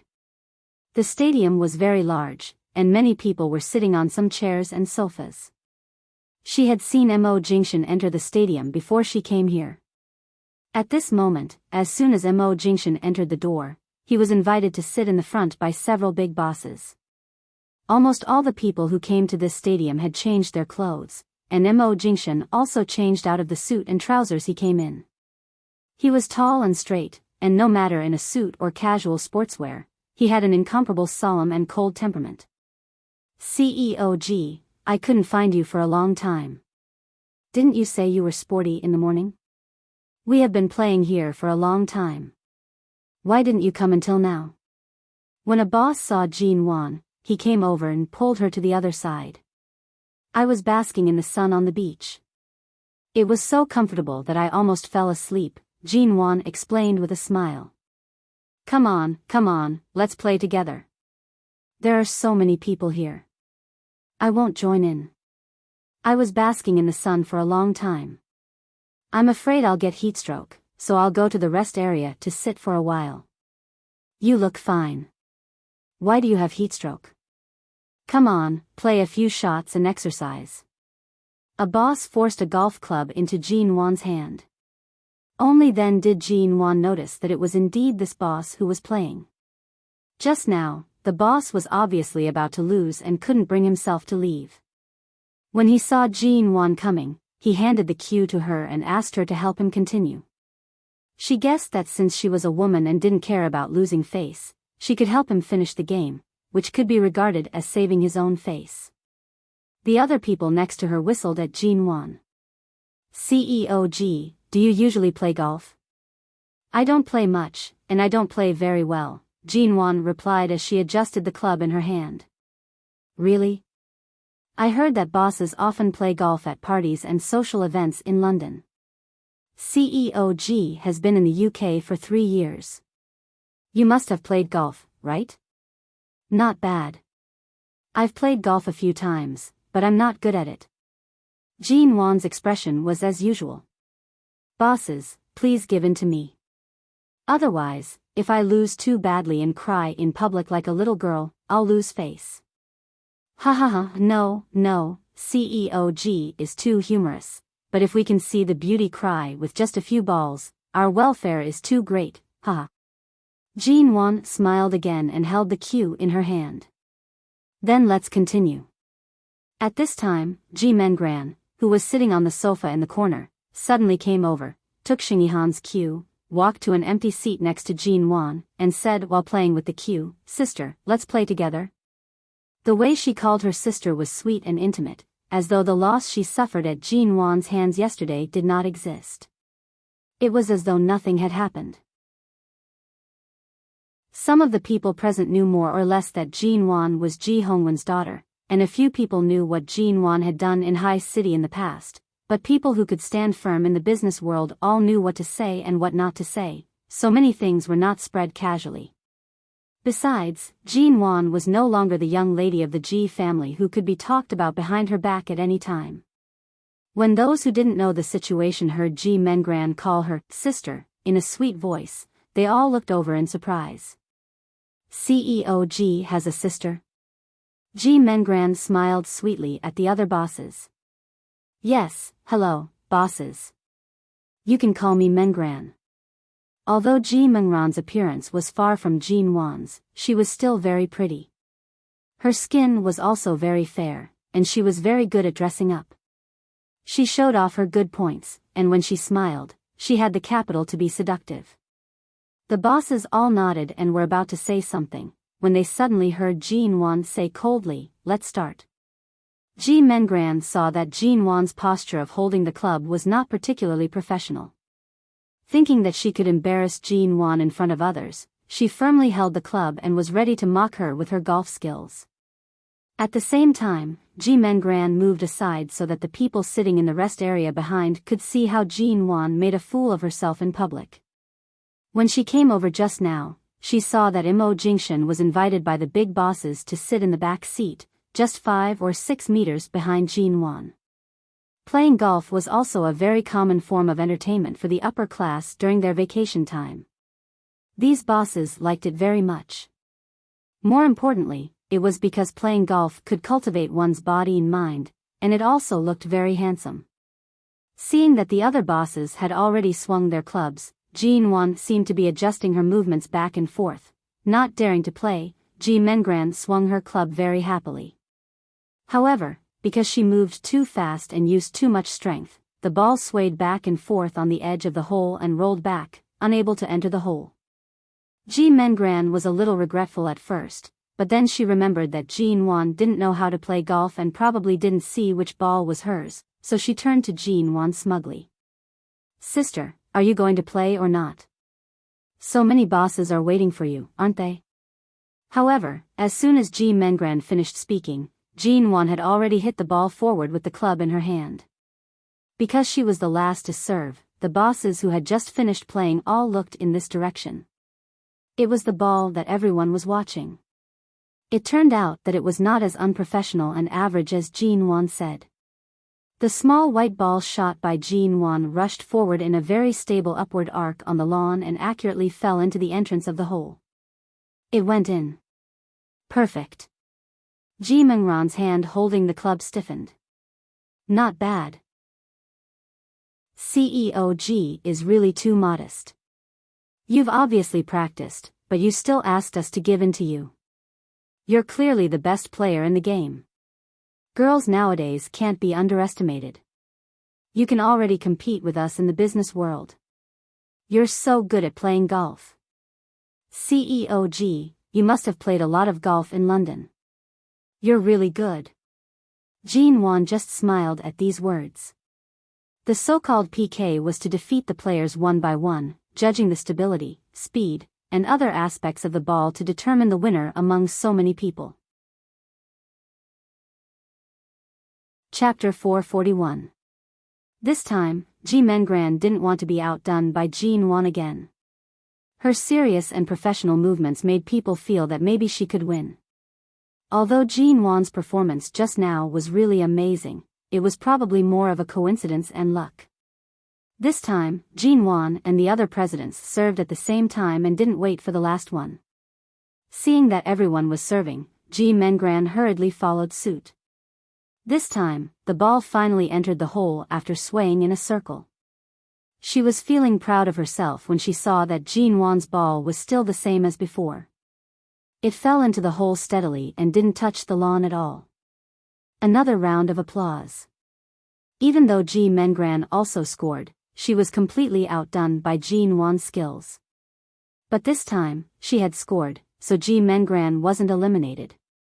She stood in her position again and tried to block as much of the view behind her as possible. Just now, Mo Jingshan happened to see Jean-Wan's posture when she played the ball. Thinking about it, she felt very regretful and could only try her best to block it. Jean-Wan really didn't understand Ji Mengran's small movements. She just thought that her legs or feet were uncomfortable and didn't know why she was moving back and forth. The few bosses had been playing for a long time. Seeing that the two sisters were a bit valiant here, they did not continue to play. Instead, they stood behind and watched them play. Seeing that many people had left the arena, Jean-Wan was not interested in continuing. However, Ji Mengran whispered provocatively, "Don't go. Continue. Let's see how far you can go with your luck." Ji Mengran didn't say anything. Just now, Jean-Wan's posture of holding the cue was not very good. Obviously, she didn't know how to play. If it wasn't luck, what else could it be? Logically speaking, Jean-Wan should ignore this kind of provocation, but seeing that the other bosses were looking at her, she thought about it and didn't say much. She picked up the cue again and continued. This time, Ji Mengran's ball circled around the hole twice before finally stopping on the grass. It did not go in. Ji Mengran was so angry that she almost threw the cue away, but Jean-Wan put it down first, took the mineral water handed to her by a waiter of the resort behind her, unscrewed the cap, and said deadpan, "Don't be so eager to win. All the people present are leaders and big shots of major companies. As a woman, I just need to do what I should do. Why should I compete with so many men who play golf in this kind of entertainment all year round? That one sentence clearly explained her seemingly unprofessional actions just now. The entertainment venues in London were not as many as the ones in China. Most of the events there were light sports. People there preferred to discuss business while playing ball. Jean Wan had indeed learned a lot from Mr. Zand over the past few years, but she had never planned to show it off. Ji Mengran threw herself at the gun. Who could she blame? So many bosses had left to see the two of them. If Jean Wan didn't teach her a lesson, Ji Mengran might really think that she could show off her skills here. Ji Mengran turned around and left the stage with an ugly expression. When she went to Xing Yihan's side, she saw that Xing Yihan had been sitting there and had no intention of comforting her or helping her. She was so angry that she slammed the pole in front of him. What? You lost. Why do you vent your anger with the cue? Xing Yihan looked away from Jean Wan, who was still standing there, and turned to look at Ji Mengran's livid face. You lost. Do you want to blame the cue for not cooperating with you? How dare you taunt me?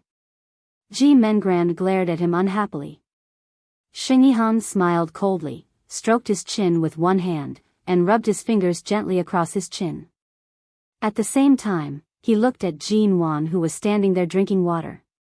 Jean Wan's hair was not as long as it was 3 years ago. Her shoulder-length hair was casually tied into a short ponytail, which looked simple and energetic. She was still wearing a loose beach dress, but unlike the other women present who wore colorful beach dresses that showed off their shoulders and beautiful legs, she wore a white t-shirt and loose trousers. Except for her arms and the part above her neck, all the rest of her beauty was covered by her clothes. There were many kinds of women. Jean Wan's beauty now seemed to be completely different from that of 3 years ago or when she was a teenager. Her eyes, which were sometimes low-key and sometimes flamboyant, but not at all timid, made men have a strong desire to conquer her. But she was so far away that no one could reach her. Jean Wan put down the mineral water bottle and said a few words with a smile to the other CEOs who were praising her. At this time, a minister in the rest area poured a cup of tea for Mo Jingshan with a smile and said, "Now the business world is really not just the world of men. A young woman like CEO Ji is also very outstanding." Mo Jingshan calmly looked in that direction and casually picked up the teacup. He seemed to be deep in thought, but also seemed to be indifferent as he looked at the smiling woman in the crowd.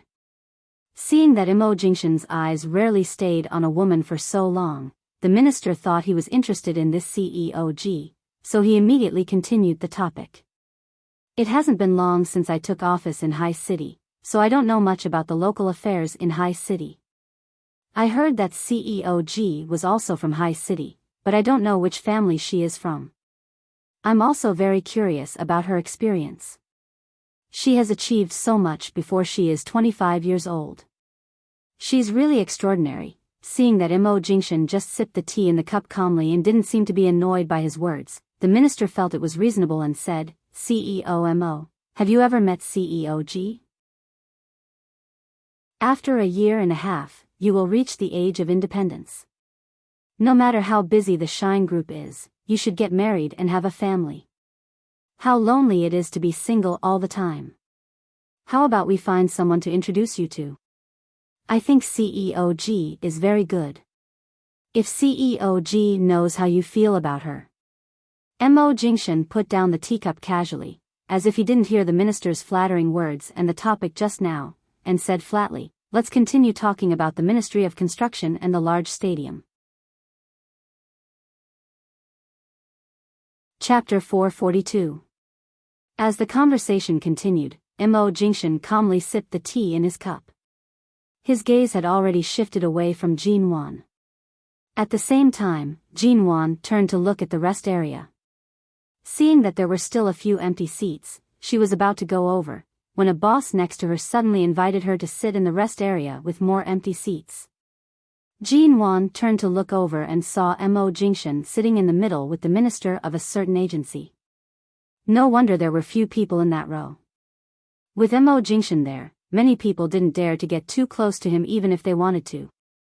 Didn't you see CEO Mo sitting there? I won't sit there. We're all strangers. It's embarrassing to sit too close to him, Jinwan said. What's there to be embarrassed about? When CEO Mo first arrived, you almost fell, and CEO Mo helped you up. It's no wonder we got to know each other. Jinwan, seeing that she couldn't refuse, although Jinwan had thousands of ways to refuse, in this situation, she still had to stay in High City, and she couldn't do as she pleased. When she sat down with the other CEOs, the minister who was talking to Mo Jingshan suddenly took a meaningful look at Jinwan and smiled at her. CEO G, you were really valiant and handsome when you played golf just now. Minister, you flatter me. Hey. How many girls here can be as beautiful and talented as you? The director looked at her with a smile and began to introduce politely, this is President Mo. You should know him, right? Jinwan calmly turned to look at Mo Jingshan, who was only a sofa away from her, and smiled at him. CEO Mo, how could I not know your name? Mo Jingshan also took a look at her. His eyes were indifferent and emotionless, but his ink-black eyes were darker than the stars in the night sky. Those who had dealt with Mo Jingshan knew that he rarely paid attention to people he didn't know, and he didn't show much affection to strange women, even if the other party was a manager of a company. The people who had just invited Jinwan began to worry about her. CEO G, who had just returned to China, was too young. They didn't know if she could get used to Mo Jingshan's cold treatment. However, when Mo Jingshan's eyes fell on her face, he didn't show any unfamiliarity or rejection of women as he used to. Instead, he smiled meaningfully. Although his smile was hard to read, at least in recent years, Jinwan was the first woman Mo Jingshan didn't ignore coldly. Among them, there was a CEO who knew that the Mo family and the G family had been connected by marriage. Although he didn't dare to say anything, seeing Jinwan's deliberately strange tone and CEO Mo's ambiguous smile, he couldn't help saying, CEO G and CEO Mo don't just know each other. As soon as she said this, the people around her all looked at Jinwan in surprise. Mo Jingshan was not affected by her words but still looked at Jinwan. His eyes made it hard to guess whether he was going to take advantage of the situation to expose their relationship or simply treat them as strangers like Jinwan. Looking into Mo Jingshan's eyes, Jinwan calmly smiled, casually played with an empty teacup on the table, and said flatly, that's true. Although it's rare to see a big shot like CEO Mo, we've all met in High City. Back then, when our company was just a studio, we had some interactions in High City, but we didn't have many interactions. I guess CEO Mo is so busy that he has long forgotten such a small figure like me. A minister immediately echoed with a smile, CEO G is so beautiful that no man can forget her. No matter how busy CEO Mo is, he must have some impression of CEO G. Don't you think so, CEO Mo? Mo Jingshan didn't respond but glanced at Jinwan. Jinwan kept smiling calmly as if she was meeting a big shot. She was sensible and well-spoken. Finally, the smile on Mo Jingshan's lips deepened, and his tone seemed to be controlling something. It was as though he could easily control someone's lifeline, causing their breathing rate to slow down. He unhurriedly and heavily said, CEO G. It was just a short word. He seemed to be playing with the word, questioning something, and admitting something. His indifferent eyes and incomprehensible tone made it hard for people to figure out CEO Mo's real thoughts. However, since he called Jinwan CEO G, there must be something special about Jinwan. Otherwise, given Mo Jingshan's temperament, he wouldn't even look at her at this moment. Someone who almost spilled the beans in the back didn't know what was going on between the two of them. However, seeing Jinwan and Mo Jingshan acting like strangers, he thought he'd better not talk too much, so he just kept quiet and quietly changed his seat to avoid getting himself into trouble. Jinwan put down the empty teacup in her hand and said indifferently, CEO Mo? The people around were all confused. There was a smile on Jinwan's face, but her eyes were shallow. In the past 3 years, Mo Jingshan had become more taciturn and indifferent, but Jin Wan had become open-minded and casual. After all, before returning to High City, she had thought that High City would not be as peaceful as London, but since she had decided to come back, there was no need to be afraid. Just like now, whether the past was to be uncovered or hidden, at worst, she would just bury it. No matter what happened, she would accept it calmly. Mo Jingshan looked at her indifferent and even smiling eyes, and after a while, he said in a tone as polite and alienated as her. Obviously, he respected the path she had chosen and said flatteringly, "You play well." Jin Wan's smile was dimpled and her eyes were glistening. Her voice seemed to contain a bit of flattery to him, but it was precisely because of this flattery that the distance between them seemed to widen. "Thank you for your praise, CEO Mo. I'm afraid my half-baked playing style is nothing in front of you, CEO Mo." Mo Jingshan raised his eyebrows calmly, and at this time, someone took the opportunity to invite Mo Jingshan to play a few rounds with them. However, Mo Jingshan just sat there quietly and showed no intention of getting up. "Go ahead. I haven't finished this pot of tea yet, and I'm not in the mood to play for the time being." Mo Jingshan looked solemn and indifferent, and his eyes had moved away from Jin Wan and didn't look at her again. Chapter 443. Jin Wan successfully got away from Mo Jingshan's side. Ignoring other people's greetings or coaxing, she directly walked away from the rest area. However, there was a group of people playing bowling on the other side. Jin Wan seemed to have taken a break, and someone came to pull her over. Ji Mengran was also there, chatting and laughing with others. She held a bowling ball in her hand and seemed to be about to play. The person who pulled Jin Wan over asked her how she was playing bowling. Jin Wan still said that she was average.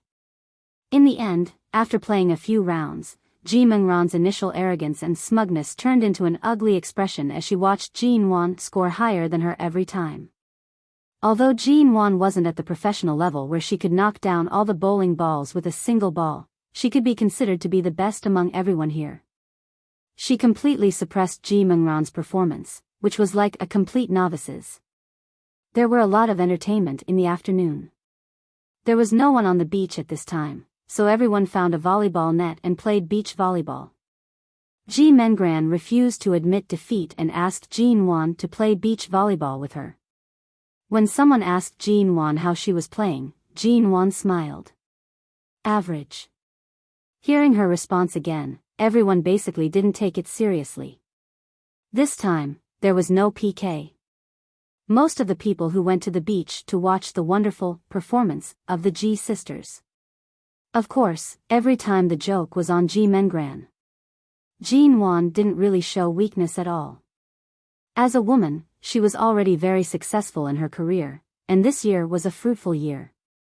Coupled with Jin Wan's beauty, many men in the same industry were on Jin Wan's side. They saw that Jin Wan could handle almost everything clearly, kept a low profile, and excelled in every aspect. In just one day, many men had fallen for her, and they all hoped to see more of her brilliant side. Jin Wan's eyes lit up, and her eyes lit up. On the beach, it was almost evening. In the afterglow of the setting sun, Jin Wan was still wearing the same clothes. She casually rubbed her wrist and looked at Ji Mengran, who was on the volleyball net. In order to perform well this time, Ji Mengran specially changed into tight sportswear for convenience. However, as soon as Ji Mengran served the ball, Jin Wan easily raised her hand and slapped the ball back. Her movement was fierce and fast, not giving her any face at all. Ji Mengran jumped very high but failed to catch the ball. In the midst of laughter and sighs, she angrily turned to pick up the ball. When she was about to serve, she slapped the ball hard in Ji Mengran's direction. Jin Wan gave a cold smile and dodged. Ji Mengran's game of pure entertainment in the resort was ruthlessly played by Ji Mengran. It just so happened that Jin Wan didn't intend to be too polite to her. On such an occasion, there was no winner or loser, and there was no professional nature to it. She let the ball roll to her feet, then picked it up with the tip of her foot, threw the ball up, and slapped it at Ji Mengran's face with the beach sand. Ji Mengran had wanted to go up to catch the ball, but the ball came directly to her face. She wanted to dodge but failed. She had just shrunk her neck and turned her face away, but the ball still hit her hard on the head, and she fell to the ground in an instant. Although the volleyball hit people hard, it didn't hurt them. The sand was soft and didn't hurt them. However, Jean Wan didn't show any mercy. Jean Wan was still stunned by the ball and fell to the ground for more than 10 seconds before she slowly got up. The size of the onlookers were more obvious. They thought Ji Mengran would perform well when she went up to the court so confidently, but she still made a fool of herself. No one was stupid. Initially, they did not see through the struggle between the sisters.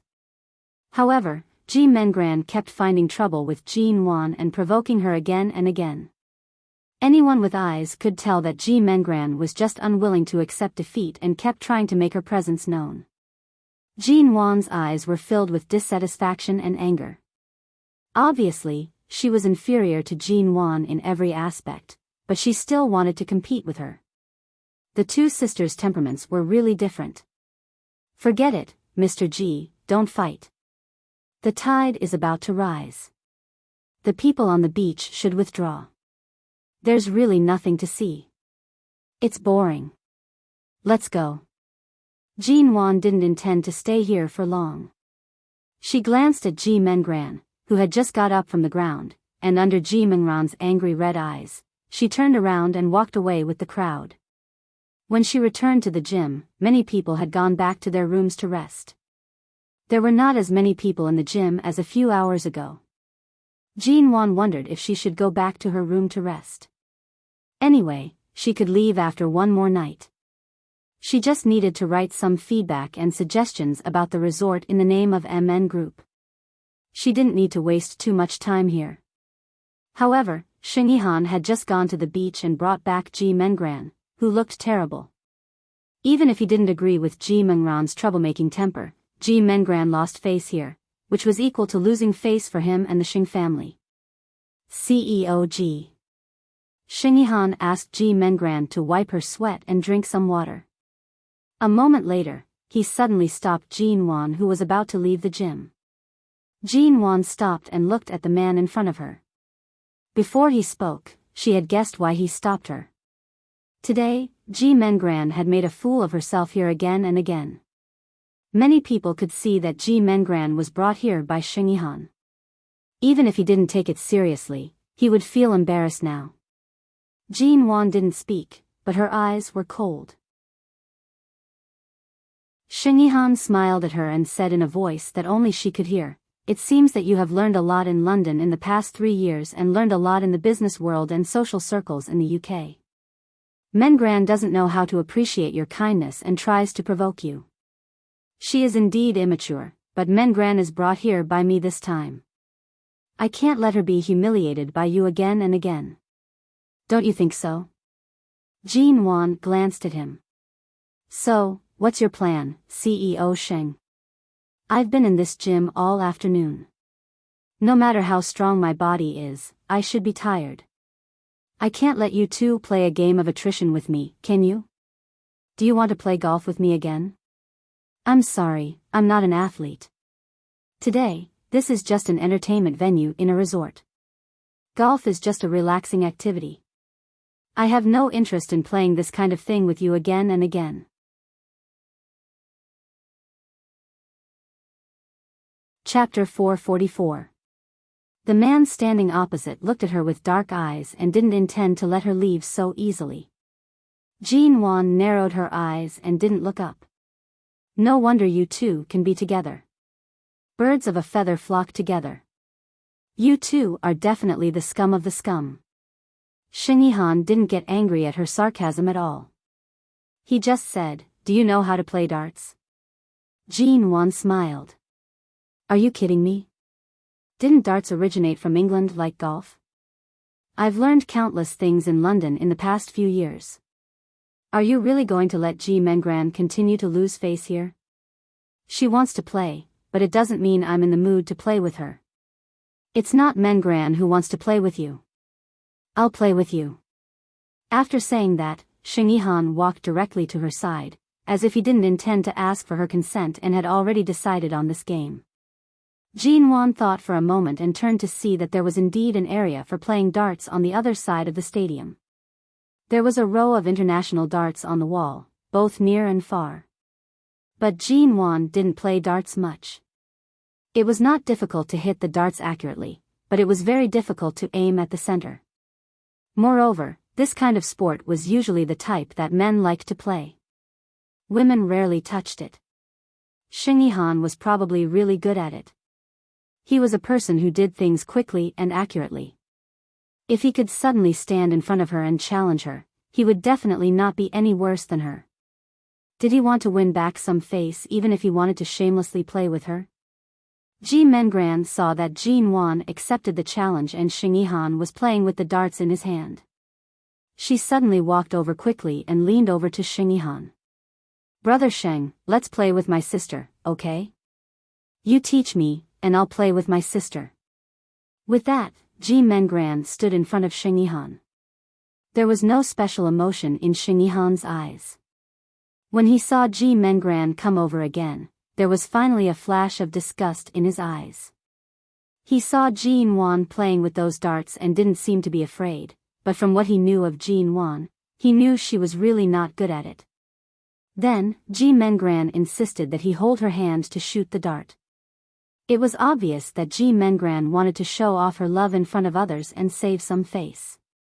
After thinking for a moment, Xing Yihan put the dart in Ji Mengran's hand, stood behind her, held her shoulders and hands, and taught her how to play the dart. "Shall we start?"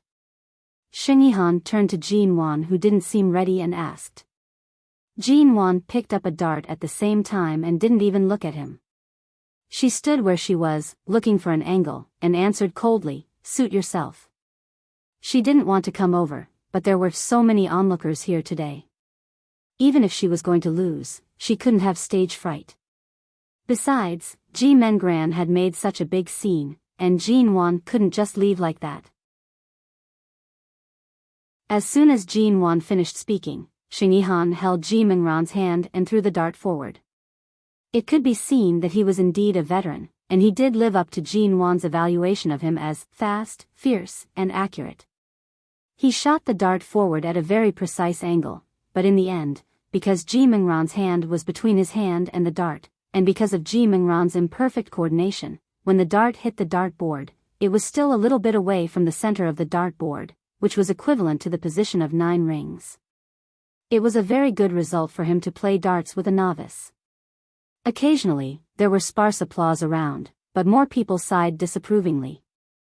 Not to mention how shrewd and cunning Xing Yihan was in the business world, he was also a man of few words but couldn't be easily provoked.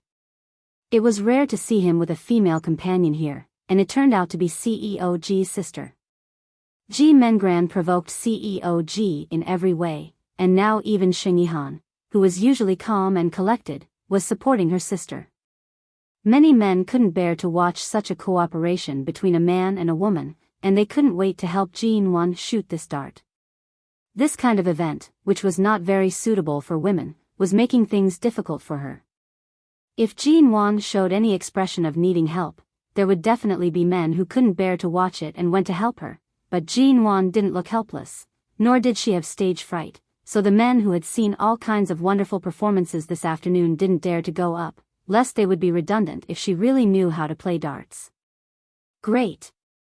After shooting a dart, Ji Mengran leaned in Xing Yihan's arms excitedly. "Brother Sheng, can we shoot the middle ring?" Xing Yihan didn't look at her but turned to look at Jin Wan, saying, "Let's talk about it after she shoots it." Ji Mengran also turned to look at Jin Wan, raising her eyebrows and waiting for her to make a fool of herself. Jin Wan ignored them, holding the dart and looking at the dartboard in front of her. She had learned a lot from Feng Ling. Although she had only learned shooting from Feng Ling for a few hours, she didn't feel too dizzy with this kind of dartboard, but she was really not very good at shooting. Finally, Jin Wan threw the dart. There was no miracle in this kind of thing. After all, she was really not good at it. The dart hit the 5th ring. Although it was very stable, it was 4 rings away from the center, which was enough to show that she was really not good at shooting. Ji Mengran took the opportunity to say excitedly, "Brother Sheng, it's our turn." At this moment, the winner had been decided. Sheng Yihan just wanted to dampen Jin Wan's spirit and didn't intend to continue. But at this time, Ji Mengran had picked up the dart, grabbed his hand, and insisted on shooting again. Jin Wan still stood calmly by the side, not showing any expression of chagrin or shame because of the failure just now. It was fine to play with this thing. For a novice like her, there was no difference between winning in 1 round and winning 2 out of 3 rounds. But Ji Mengran insisted on continuing, and Sheng Yihan couldn't refuse her in public. He just took a look at Jin Wan, held Ji Mengran's hand, and shot the dart forward. This time, Ji Mengran didn't follow and let Sheng Yihan do the work, so the dart hit the middle of the ring. It was a very perfect dart. At this time, the applause was relatively warm, and there were many boos in the crowd. This dart hit, and Sheng Yihan took a step back and didn't continue to hold her, but Ji Mengran felt very proud and turned to look at Jin Wan. Seeing Jin Wan pick up another dart, Sheng Yihan watched her movements and asked, "Do you need my help, CEO Ji?" Chapter 445. At this time, the crowd also raised their voices, most of them asking Jin Wan if she needed help. Jin Wan didn't answer. For some reason, the crowd behind her suddenly quietened down. At the same time, she sensed the change in Sheng Yihan and Ji Mengran's expressions. Jin Wan paused. Before she could react, she suddenly sensed that someone was approaching from behind. When the person behind her approached her, he directly held her shoulders. At the same time, a familiar yet strange scent lingered around her. Jin Wan stiffened, but the man's hand had already reached over from behind, holding her wrist and helping her to adjust her angle. His clear, low voice suddenly rang by her ear, "Don't be nervous." She didn't need to look back. She knew this person was Mo Jingshan.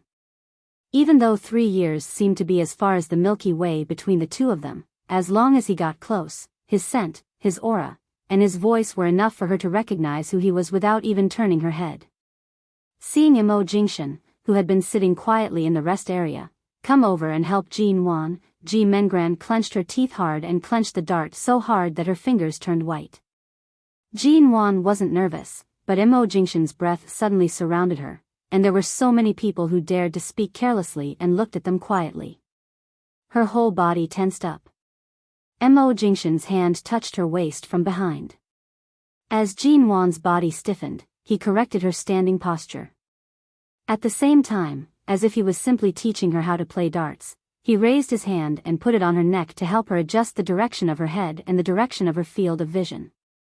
His other hand, which had been holding her wrist, moved up, and his broad, warm palm held her whole hand. "Look at the dot in front. You don't need to twist your body so hard. You can't play darts with just strength. In addition to accuracy, you also need to calm down." The man's voice was almost close to her ear. He held her hand and calmly asked, "Are you ready?" Jin Wan looked at the dart again. "Yes." The man held her hand and threw the dart. They were both carrying a newbie, but a colorful dart was shot directly at the same central ring. Not only did it hit the center, but it also knocked down Sheng Yihan and Ji Mengran's dart. It was a complete one-sided victory. The applause was thunderous. Jin Wan ignored Ji Mengran's livid face and the curious eyes of the crowd. She just looked at the ring in the center in the distance. It was as if time had returned to 3 years ago in the 11 base in Los Angeles. When she was not confident in the bullseye 100 meters away, this man had stood behind her and taught her like this. Jin Wan's eyes were calm, as if the past had never existed. "Thank you, CEO Mo." Jin Wan looked at the dart that was stuck in her heart and abruptly withdrew her hand from the man's palm. She stood in his arms and said calmly and even coldly, "Can you let me go now?" The man behind her was not in a hurry to leave when she didn't speak. However, the moment she finished speaking, he didn't hesitate to hug her and withdrew his arm. When Jean Wan turned to thank him, the distance between them had increased by half a meter. Thank you. Jean Wan thanked him again. Mo Jingshan saw the alienation and obvious distance in her eyes and didn't answer. When Jean Wan walked away expressionlessly, he looked indifferently at the colorful dart in the center of the ring. Jean Wan walked quickly. She was the one who was pushed away by Mo Jingshan. Since he had repeatedly said that he was dead, she naturally chose to accept this cruelest reason. She didn't ask, didn't try to persuade him, and didn't need to fight for him. After returning to High City, she didn't want to have more contact with Mo Jingshan. Perhaps it was not easy for them to meet again. Although she didn't hate this high and mighty Mo Jingshan, he had nothing to do with her anymore. After signing the divorce papers, she didn't plan to see him again. Even if the Yew Garden was smashed, the Yew Garden was sealed, and even if she went to England, she didn't expect to talk to him at such a close distance. Jean Wan went straight back to her room. When she entered the room, she found that she was sweating all over. She had been basking in the sun for so long in the morning and had been playing this and that in the afternoon. After so many exercises, she guessed that she didn't smell so good when she was playing darts. Then she thought of the scene just now, the uproar of the people around when they saw Mo Jingshan holding her to help her, and Mo Jingshan's calm and indifferent eyes from beginning to end. Reuniting after a long time might be exciting, but Jean Wan didn't want to mention it. Jean Wan entered the bathroom and stood under the water to take a bath. The water was warm. Since 3 years ago, when she almost lost her life in the air conditioning and cold water because of a high fever in that hotel, she had almost never taken a cold bath again. She rarely touched cold water, and no matter how hot the weather was, she would never take a sip of cold water. Because of this, her body was much better. Now when she occasionally had her period, she didn't have that kind of sharp pain in her belly. After the bath, it was already 7:30. It was summer, and the sky had just darkened, but it was not completely dark yet. The resort was still very lively. In recent years, many of these successful people in High City were very young, unlike the scene she was familiar with in the past where there were all kinds of 45-year-old uncles with beer bellies all over the world. Some people were barbecuing in the area on the beach where barbecue was allowed. Many people were drinking and chatting, and it was very lively. Jean Wan's room was on the second floor of the holiday villa, which had a huge balcony. She opened the window and walked to the balcony, enjoying the distant sea breeze and watching the group of people barbecuing. They were all friendly faces. Shen Yihan, Ji Mengran, and of course, Mo Jingshan were not here. The stars gradually appeared on the horizon. Jean Wan sat on the balcony and looked at the night sky, listening to the noisy group of people below.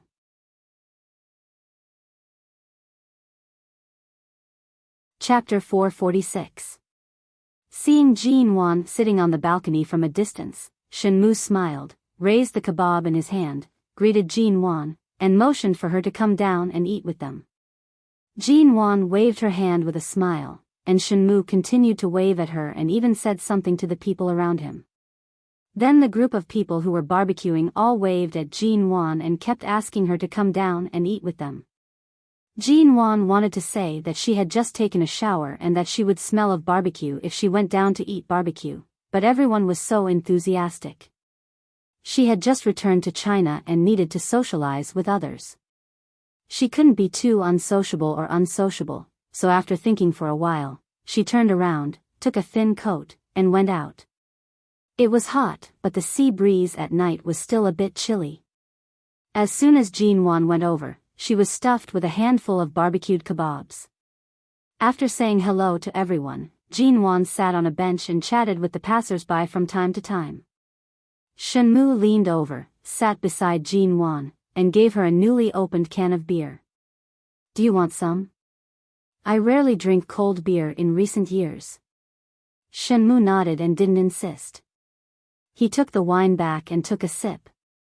Then, as he ate the meat skewers, he looked at the endless sea in the dark night and said faintly, "Time really flies. In the blink of an eye, 3 years have passed just like that. I really didn't expect Mo." He paused. I really didn't expect CEOG to have changed so much. The last time we met on the plane back home, I thought that everything seemed to have returned to 3 years ago and nothing had changed. But now, I have to admit that you are really different from before. He paused just now because he habitually wanted to call Jean Wan Mrs. M.O., but then he suddenly realized it and called her CEOG. Jean Wan didn't seem to hear the change in his tone. She just smiled and handed him a handful of kebabs. I can't eat so much. Help me eat. Shenmue smiled and took it, but he didn't eat it. Instead, he put it on a clean white oil paper beside the bench, and then he sat closer to Jean Wan while drinking. Jean Wan didn't avoid it. Anyway, she and Shenmue were old acquaintances, and he knew what to do. Shenmue leaned close and said in a voice that only she could hear, "Are you really not going to have anything to do with CEOMO?" She opened it and clinked glasses with Shenmue. After taking a sip, she calmly said, "I've already eaten tonight. I can't eat much right now, so I'll just sit here for a while. Do you need me to drink a few more cans with you?" Shenmue nodded and said, "I've already eaten tonight. I can't eat much right now." Shenmue raised his beer and clinked it with hers. Seeing that Jean Wan's attitude was so resolute and that she did not even intend to continue this topic, he did not say anything more. After the two finished a can of beer, Jean Wan no longer drank or ate. She sat there, enjoying the sea breeze and watching the lively crowd by the barbecue. Now, hi Ji, Mu of Nua, he, Ji, and a Ji. A Mu, Shen, a, and Wan Ji, he. On her way back, a young man happened to pass by her. The two walked to the holiday villa in that direction, chatting casually as they walked.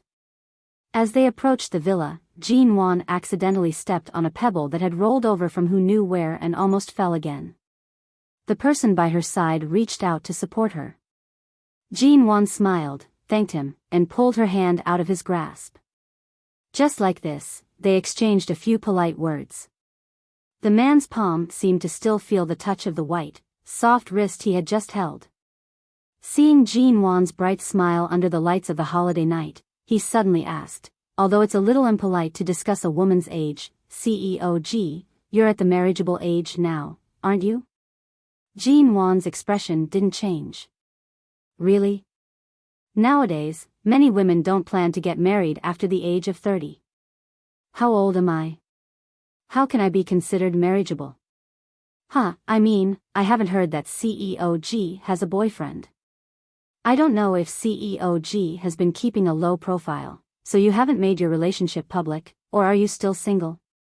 Jean Wan raised her hand with a smile and shook her fingers gently, meaning to keep it a secret. I can't say. Do you really have a man you like?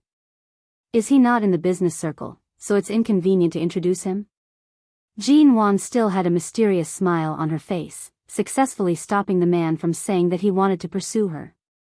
Knowing that she might not be single, the man couldn't say anything more but politely and regretfully said some blessings. After sending Jean Wan to the door of the villa, he said goodbye and turned to go to the nearest holiday villa. Seeing the man leave, Jean Wan raised her eyebrows, took off the thin coat stained with the sea breeze, held it in her hand, and turned to walk into the villa with a relaxed look. However, as soon as she walked to the door, she saw a figure standing there. She paused, and the moment she raised her eyes, they met Imo Jingshan's gaze. She was met with a pair of dark eyes that were both familiar and strange at the same time. Jean Wan froze. When she walked over, she didn't notice that Imo Jingshan was here. There were many villas in this resort, and there were many people living in each villa. She really didn't know which one Imo Jingshan lived in. After all, he didn't stay here last night. Although she saw Shenmue tonight, she instinctively thought that Imo Jingshan had left. But he was just standing there. It was obvious that he had overheard the conversation between her and the man as they walked. Jean Wan paused for a moment and then came back to herself. She thought he was just passing by and happened to meet him. She nodded politely and indifferently to him, but she didn't call him CEOMO, nor did she call him by his name. Mo Jingshan just stood there and didn't move because of her nod. Jin Wan caught a glimpse of a cigarette between his fingers. Although it had been lit, he was not in a hurry to smoke. There was white smoke swirling in front of him, and the man looked at her through the smoke, his eyes clear. In Jin Wan's impression, Mo Jingshan smoked, but he seldom smoked, or she had never seen him smoke after being with him for so long. She didn't expect that he would carry a cigarette with him now.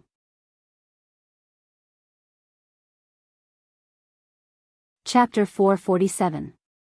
In the past, she had rarely smelled the scent of tobacco on Mo Jingshan's body. The smell of tobacco was not bad on a clean and clear man. In the business circle, smoking and drinking were common, not to mention a man like Mo Jingshan. He didn't need to be persuaded to drink or smoke. As long as he didn't want to touch, no one could force him to touch. But now he actually carried a cigarette with him. Jin Wan also raised her eyes in the smoke and saw him standing there, looking at her indifferently as if looking at someone who had nothing to do with him. But if she really had nothing to do with him, he probably wouldn't even bother to look at her. His dark gaze seemed to be because of what Jin Wan and the man had just talked about, such as whether she was single or in a relationship. In order to avoid being pestered, she habitually didn't deny it, but she didn't expect there would be a third person here. Looking at the man's dark eyes, Jin Wan thought for a while and looked away. She didn't feel it was necessary to explain anything and walked past him. However, the moment she walked past him, her arm was suddenly held. She paused and turned to see that Mo Jingshan was still standing there, but he suddenly held her hand. Feeling the warmth of his palm, Jin Wan didn't struggle but turned her eyes to him. "CEO Mo, please be careful. Please let go of me." Mo Jingshan also looked at her. There was no extra attitude in his eyes. He just looked at her expressionless face under the light and said coldly, "Did you go to have barbecue just now?" Jin Wan did not answer. Instead, she abruptly pulled her hand back, but the man was still holding on to her. He did not need to exert any strength, but he was still unable to release her. She saw that in his other hand, the end of the cigarette between his fingers was flickering. Only a small amount of smoke lingered in front of his elegant and deep eyes. The man casually threw the cigarette butt into the special trash can in the smoking area not far away. He didn't show any eagerness because of Jin Wan's silence but still said indifferently, "It's not good to eat barbecue so late. Go ask the staff for some digestive tablets." "Thank you, CEO Mo. I didn't eat much. I just went to sit for a while." His tone was ordinary, neither cold nor warm, but Jin Wan clearly kept her distance from him. She did not give in at all, and her tone was exceptionally strange. Hearing her words, Mo Jingshan just glanced at her indifferently. At this time, some people happened to come out of the villa opposite. They turned out to be two leaders from the province and the city, who seemed to be looking for Mo Jingshan. The two leaders said, "I'm really sorry. CEO Mo, we asked you to come here for a chat, but we made you wait for so long." It turned out that Mo Jingshan had arranged to meet these two leaders here. No wonder he was standing here at this time. Mo Jingshan looked back at the provincial leader and let go of Jin Wan's arm. When the municipal leader saw Jin Wan, he just nodded politely to her as a greeting and then stood by Mo Jingshan's side and whispered something. Mo Jingshan nodded and talked with the provincial leader who came over. He didn't look at her again. At this time, the people standing at the door were all big leaders. Jin Wan smiled at them. From her point of view, she could only see Mo Jingshan smile when he talked to the two people next to him, looking noble and elegant. She had wanted to go back to her room to rest, but there was nothing for her to do here, so she simply turned and went upstairs, quickly disappearing from their sight. The next morning, the activities in the resort were over. Many people had to catch early flights, so they left very early. Jin Wan didn't get up late, but it was already 7:30 in the morning when she packed up and was ready to leave. When she attended the exhibition, she parked her car in the parking lot near the exhibition center. Later, she came here in a car sent by the resort. Her car was not here, and this seaside resort had not been opened to the public. There were newly built roads nearby, and there were no cars passing by. The road was very empty. When Jean Wan went to sleep last night, she forgot that there was no car nearby. She should have called someone from the exhibition center to drive her car here, or asked Xiao Ba to drive her car here in advance. But now it was too late to call someone. Jean Wan looked around the gate of the resort for a while, holding a small bag in her hand, walking slowly on the empty, flat asphalt road, preparing to cross this road to see if she could get a taxi. At the same time, she was looking for the number on her cell phone, thinking that if there was no taxi, she should ask Xiao Ba to help her call one. At this time, the sound of a car engine suddenly came from behind. Jean Wan subconsciously looked back. It was a black Bugatti, tall and spacious, which was particularly eye-catching on the empty asphalt road. She looked at the empty road nearby, and then at the approaching car behind her. The black Bugatti came closer and stopped next to her. Jean Wan was puzzled and turned her head, only to see the window of the driver's seat rolled down. The driver was Shenmu. The moment she saw Shenmu, she instinctively glanced in the direction of the back door of the car. CEOG. Shenmu smiled at her. Didn't you drive here? The car is in the exhibition center. I forgot to ask someone to drive it here for me. The road in this seaside resort is newly built, and cars outside haven't been allowed to pass. It will take at least 30 or 40 minutes for you to walk to a place where you can get a taxi. The weather is so hot, and it's more than 30 degrees early in the morning. How can you walk there on foot? Won't you get heat stroke? It's all right. Jean Wan gently raised the cell phone in her hand. I can call someone to pick me up. It'll take a long time to get a taxi. Where do you live now, or do you want to go directly to the MN Group building in High City? Get in the car. I'll send you back. No, Jean Wan refused with a smile. Go back quickly. Thank you. She was talking about them. Although this car was driven by Shenmu, Shenmu lived here with Mo Jingshan last night. At this time, he naturally couldn't leave alone, so Mo Jingshan must be in the car.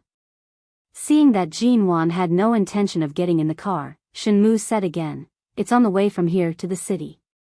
It'll be a waste of time if you call a taxi here. It's all right. I ate too much in the morning, so I can walk on the road.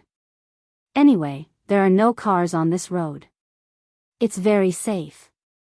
Shenmu, at this time, the window of the back door of the black Bugatti rolled down, revealing Mo Jingshan's cold face. Chapter 448. At 8:30 in the morning, Jean Wan returned to the MN Group. She came back in Mo Jingshan's car. During the hour in the car, except for Shenmu who asked her if she was tired walking on the asphalt road in high heels, and Jean Wan answered him casually, the car was silent. When they arrived at the office building of the MN Group in the west of the city, Jean Wan thanked him and got out of the car. Fearing that Xiao Ba and Xia Tian would find out whose car she had taken, she got out of the car quickly and decisively. Seeing Jean Wan's speed when she entered the company, Shenmu wondered if she was being chased by a ghost. How could she walk so fast? As soon as she returned to the office, Xia Tian's voice came from outside the door, and she began to mutter, didn't you say you would only stay in the resort for 1 day after the exhibition? Why did you stay there for 2 days? If I had known it would be so long, would have prepared 2 more sets of clothes for you. Did you only bring 1 set of clothes? Did you hang around with those big shots in the resort for 2 days without wearing any clothes? Jean Wan went to the break room to change her clothes, and when she came out, she said, a vacation is a vacation. I just chatted casually. It doesn't matter what I wear. There are beach clothes in the store, so I bought one. Xia Tian frowned. Then did you drive back by yourself? Jean Wan didn't answer. She sat down at her desk to rest for a while, then raised her hand to pick up her bag and was about to take out her cell phone, when her fingers touched the cold blue diamond in her bag. She remembered that when she was in the car, she almost took out the blue diamond and gave it back to Mo Jingshan. But in the end, she held back. At that time, it was quiet in the car. Mo Jingshan had been looking at the company documents in the car and didn't mean to talk to her. It seemed that he just sent her back as a favor. Although the atmosphere was too quiet, it resolved the awkwardness of being in the same closed space with him. She didn't want to break the peaceful atmosphere. Once the blue diamond started a topic, it would not be so smooth on the way back.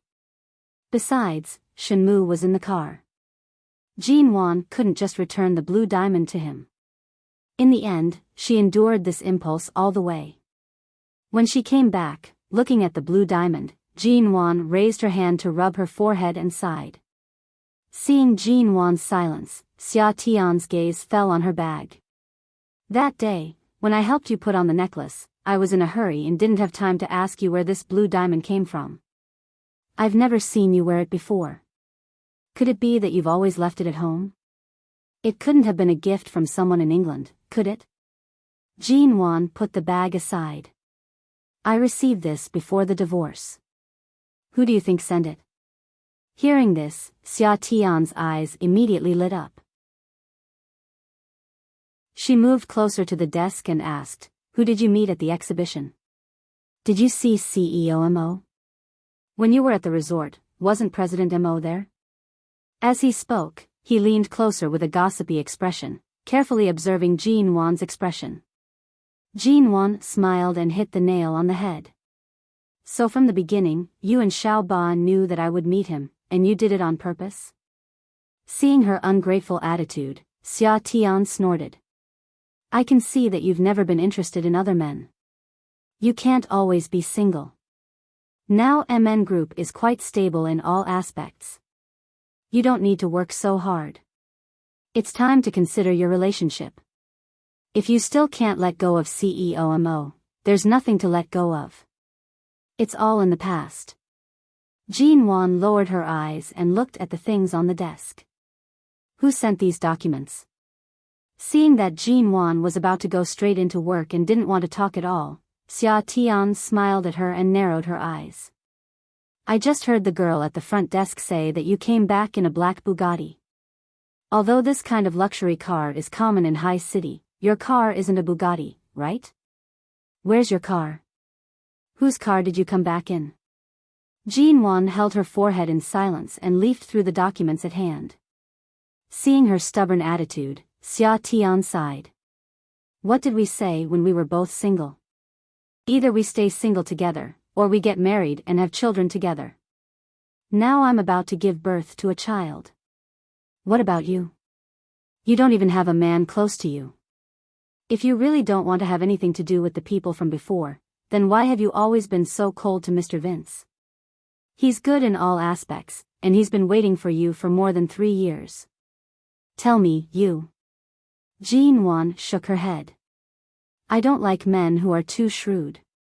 Then why didn't you refuse him earlier? I refused him, but Mr. Vince just pretended that I didn't say that and didn't pester me again. He just occasionally invited me to dinner or helped me occasionally. He didn't make me hate him as a pursuer. I didn't even have a reason to drive him away. So you mean that as long as these excellent men learn to restrain themselves in front of you and don't make you hate them, you'll actually like them? Jean Wan had never thought about this. At least, she had never considered the problem of love in recent years. Right now, I'm not interested in men, so don't worry about it. I've just come back to China, and you and Xiao Ba are already busy playing matchmakers for me? Do you not want me to live a peaceful life? Jean Wan rolled her eyes at Xia Tian. Xia Tian snorted. Xiao Ba said that although you've experienced brilliant things in England these years, you're obviously lacking in love. Especially in the first year, you often stared out of the window in a daze, as if you couldn't even hear people calling you. Xiao Ba and I were thinking that we should get you married before the age of 25. Otherwise, it's really difficult for a career woman like you to find a suitable man with looks, money, and capital. In a few years, when you're older, it'll be even more difficult to find a man. Xia Tian's last sentence was held back in her mouth. She thought about it and didn't say it. What she wanted to add was, furthermore, she's divorced, and her ex-husband is someone like Mo Jingshan. Who knows who would be able to marry her? She couldn't say this. Looking at Jin Wan's current attitude, if she said this, she would inevitably be kicked out. She wouldn't be able to enter MN Group's office building until she gave birth and finished her confinement. After all, she had worked hard for MN Group for so many years. If she angered Jin Wan overnight and was kicked out, it wouldn't be worth it.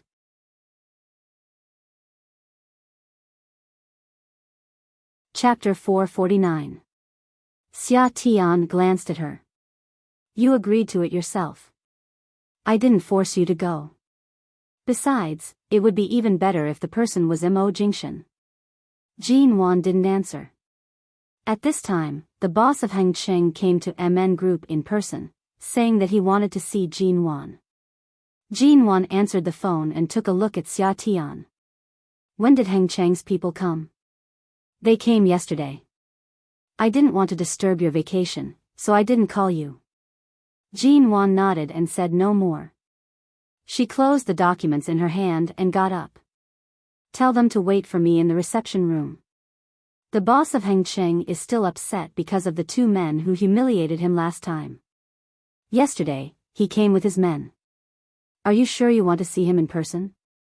Jin Wan didn't speak and walked out of the office. When she came to the reception room, she saw the boss of Hengcheng, who was just a burly man in his 40s.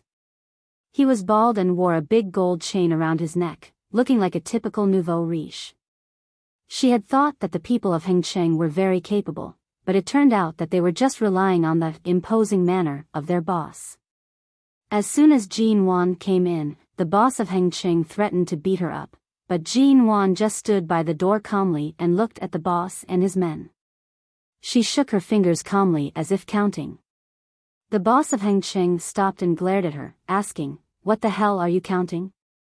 Jin Wan said calmly, "I'm counting how long it will be before your company goes bankrupt." The boss of Hengcheng froze.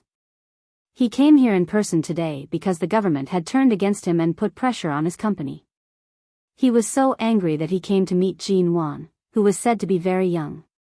However, he didn't expect that the security guards in the reception room had already begun to scuffle with them, but this slender woman was so calm that it made him feel guilty. Seeing that they had stopped fighting, Jin Wan walked over and glanced indifferently at the security guards with minor injuries on their faces. Yesterday, before you came here to find me, you must have been warned by the government, right? Did you come here to make trouble because you have nowhere else to go and want to get some benefits from me, or just want to come here to demonstrate your power? By the way, I almost forgot to tell you that although our MN Group started in the real estate industry, we have been doing more network technology projects in the UK in recent years.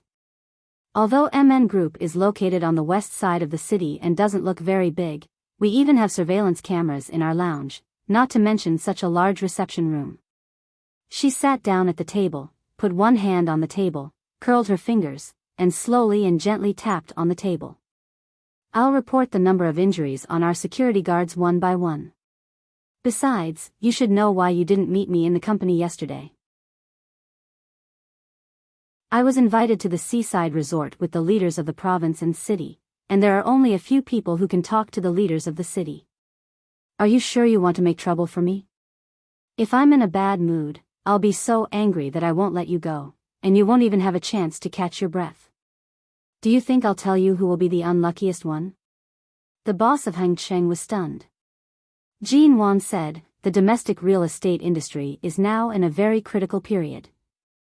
The government's regulation needs the cooperation of all the major companies.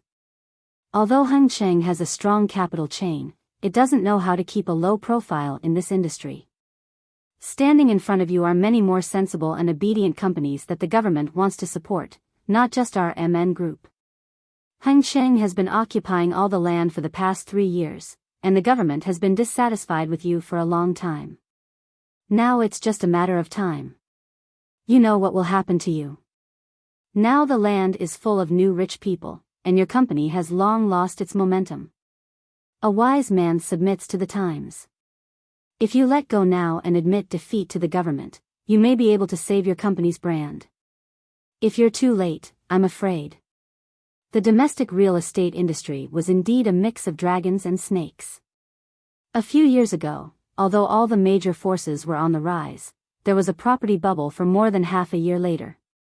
Many people sold everything they could and ended up suffering heavy losses. Now, all the big shots in the industry wanted to get a piece of the pie. Those who could stand firm might be able to stand for a while, but if they just wanted to stand firm and wanted to snatch meat from the government, then they really had lived too long. The boss of Enchanting Group didn't expect that a young woman like Jean Wan would say these words, instead of calling the security guards and the police in a panic as he had expected. But these few words were enough to make him loosen his grip on the security guard's clothes. He hesitated and looked at Jean Wan again, only to find that she was still sitting there coldly and indifferently, showing no intention of escaping in this messy situation. The boss of Enchanting saw that she pushed open the door of the reception room and came in alone. Except for the security guards who came in at the beginning, she didn't bring anyone with her. She was so calm and composed, which meant that she must have talked to the leaders of the province or city. She must know some of the plans of the people above, which was why she was so confident. Thinking of this, the boss of Enchanting glared at Jean Wan again. "Little girl, you're very bold." Jean Wan smiled. "I dare not. It doesn't matter whether I'm bold or not. What matters is who can see the current situation better. In this world, you can't win by playing tough. Even if you take your men to tear down my MN group today, you won't get any benefits. If you want to vent your anger, you can, but you'd better invest your money in the right places instead of going against MN group for such a failed tender document. It's okay to go against us, but don't forget that the person behind us is the person you can't defeat. If I remember correctly, your Enchanting group should have been invited to the exhibition I attended these 2 days, but it was cancelled at the last minute. What's going on?" The boss of Enchanting's face darkened. Obviously, he knew that he was about to be abandoned by his superiors and that he couldn't even take care of himself.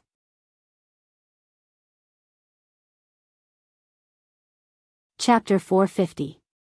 Xiaoba had just called the police, but before the police arrived, when she rushed to the reception room, she saw the boss of Enchanting leave with a red face.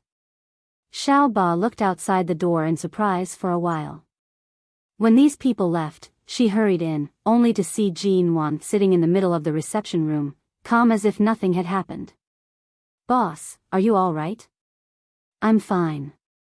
"Did you call the police?" "Yes, I saw you stay inside and didn't come out.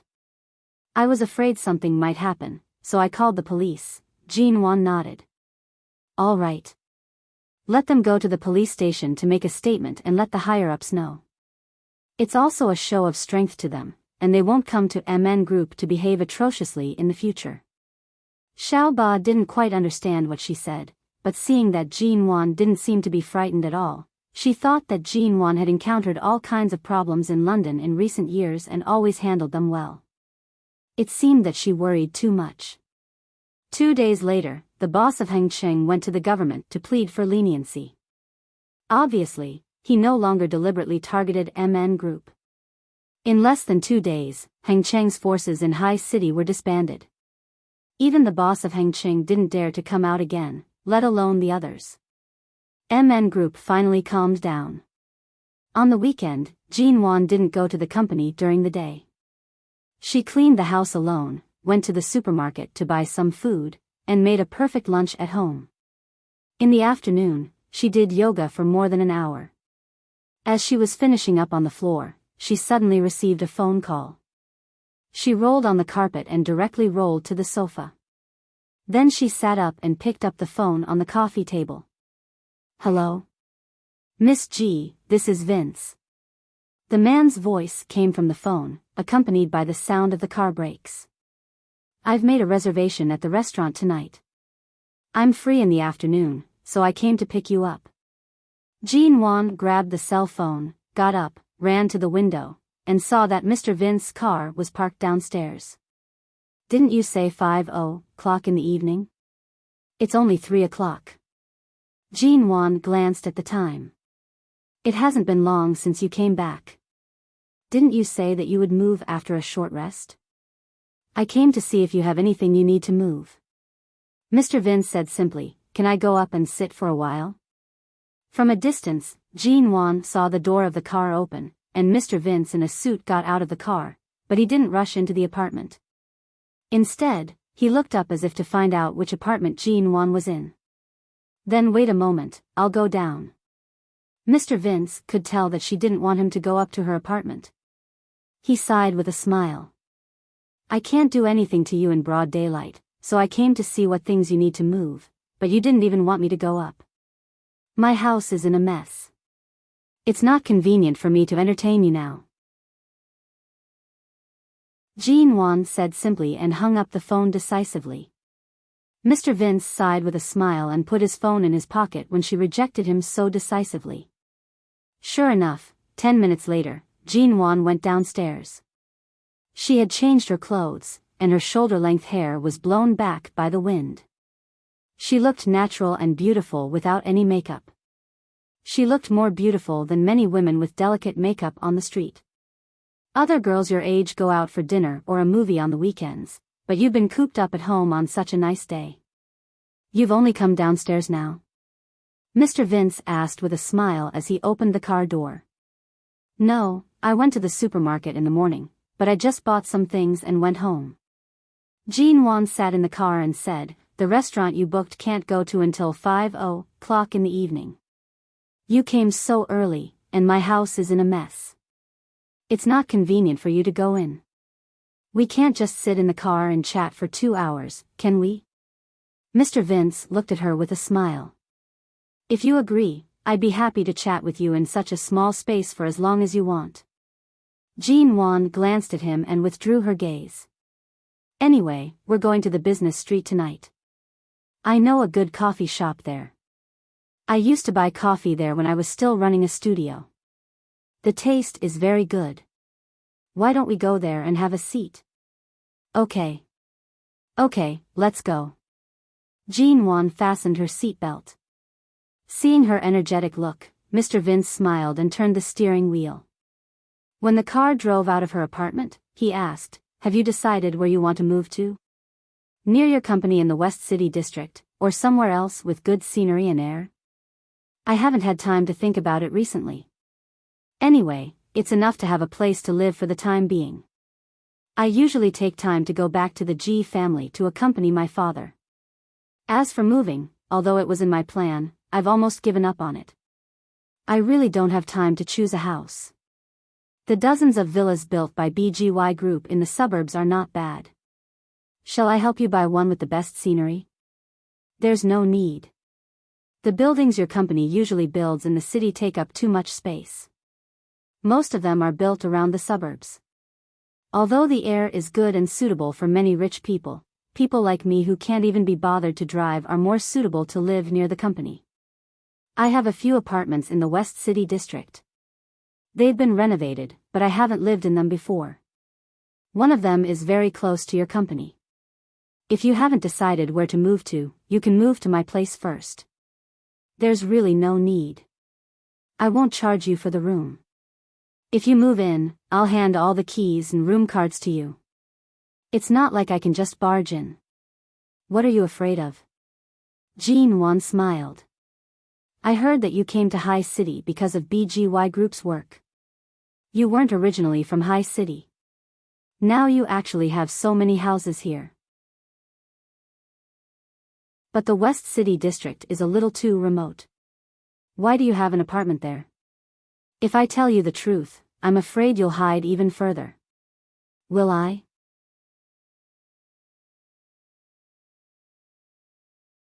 Chapter 451. It turned out that not just a few apartments, but many apartments near her company that she might live in.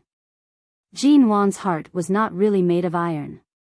Even if she couldn't accept it emotionally, she would still feel touched and guilty in her heart. After all, for the past 3 years, he had been sent to England from time to time, and he often went to London to help her.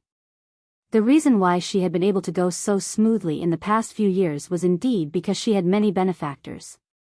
Although Mr. Vince had not been in London for very long, he had helped her a lot, and often helped her a lot. "Let me treat you to coffee today." Jean Wan paused for a moment and raised her voice to say, "Every time I want to thank you, I say I'll treat you, but every time I treat you, you rush to pay for me. Neither of us is short of money, but I may really owe you a lot in other ways. I have to find the simplest way to pay you back."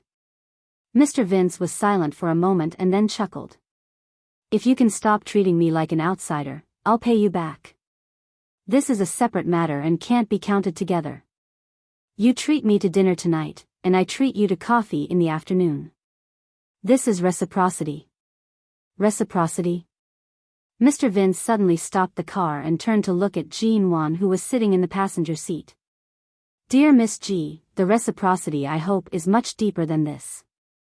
Jean Wan raised the corners of her lips and smiled, but she didn't reply.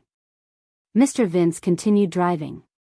After finding a parking space near the commercial street, he said, "You refused to accept the bracelet I gave you last time, so my mother, who suddenly came back to China, saw it at home. She kept asking me if I fell in love with a girl and insisted that I introduce her to her. She wouldn't leave until she saw that I have a stable and soon married woman by my side. Do you think I'm really old enough? If I don't get married soon, my parents' hair will turn white from worry." Jean Wan seemed to understand something from his words and turned to look at him. "You specially invited me out to dinner tonight. Do you want me to meet your mother?" Mr. Vince rubbed the space between his eyebrows in distress. "I did have that intention, but I didn't dare to carry it out. How could I force you like this without your consent? Is your mother still in High City?" "Yes, she also knows that I'm going to treat you to dinner tonight, and she keeps saying that she wants to see you, but I stopped her. Although I didn't say anything about our relationship, she insisted that I had a girlfriend and didn't tell my family. This woman starts to worry about her children when she gets older, and now she's especially worried about her children's marriage. I really can't dissuade her," Mr. Vince said as he signaled for her to get out of the car. After getting out of the car, Jean Wan took a look at the cafe not far away and then at Mr. Vince, who had just gotten out of the car. They smiled at each other and pointed in the direction of the cafe, meaning to tell him that this was the cafe she was talking about. Jean Wan turned and walked over, not noticing the black Bugatti parked on the other side of the parking lot and the black Ghost at the back that was familiar to her at a glance. After entering the cafe, the two of them sat down in an empty seat near the bar on the first floor. Jean Wan asked for an Americano, and Mr. Vince asked for the same as hers. It was just a leisurely afternoon. Jean Wan talked about some interesting things that happened when she was in London and some events that Mr. Vince was involved in. The two of them chatted happily. Suddenly, a well-dressed elderly woman came over. As soon as the woman came over, Mr. Vince, who had been talking casually, suddenly froze. He looked at the woman and then at Jean Wan, who was confused. The old, beautiful woman gave Mr. Vince a wink and then looked at Jean Wan. She asked in confusion, "You're this lady, right?" Jean Wan took a look at the beautiful woman. Seeing her eager and excited eyes, she seemed to understand something and nodded politely to the woman. "Hello, Auntie." At this moment, Mr. Vince was no longer as calm as he usually was in front of her. He coughed helplessly and awkwardly, put down the coffee cup, and looked at the beautiful woman with a slightly reproachful expression. "Mom, why did you follow us?" Jean Wan, sure enough, he did follow her all the way here quietly. The beautiful woman smiled and sat down next to Mr. Vince, then looked at Jean Wan with a smile. "Girl, how old are you this year?" Jean Wan. 24, 24?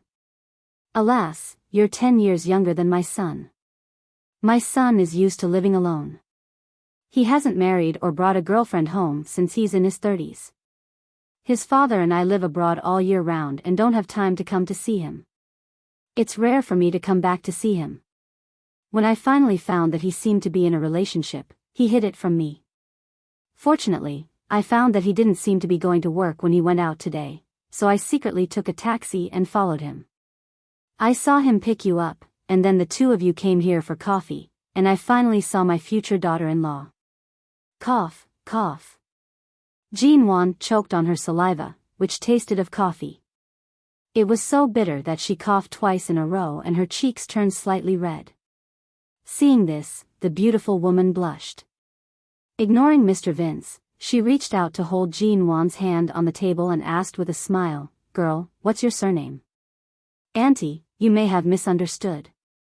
Mr. Vince and I are not like what you think."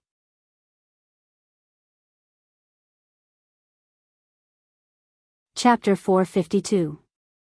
If Jean Wan had known that the bracelet would cause such a big trouble, she would have accepted it even if she had to ignore her conscience. But from the looks of it, Mr. Vince's house should have very few women's belongings. Otherwise, his mother wouldn't have thought of so many things just because of a simple bracelet. It could be seen that he was a very clean person. Xia Tian always said that she should have such a person by her side.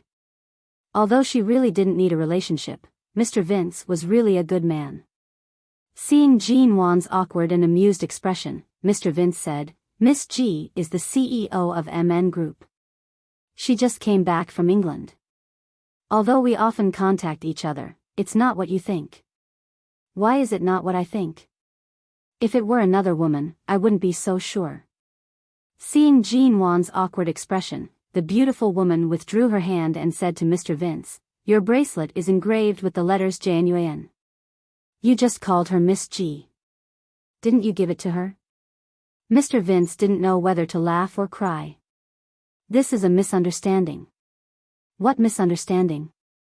Are you afraid that your father and I will ask you about these things all day after you have a girlfriend?" "Don't worry, after today, I won't ask anymore.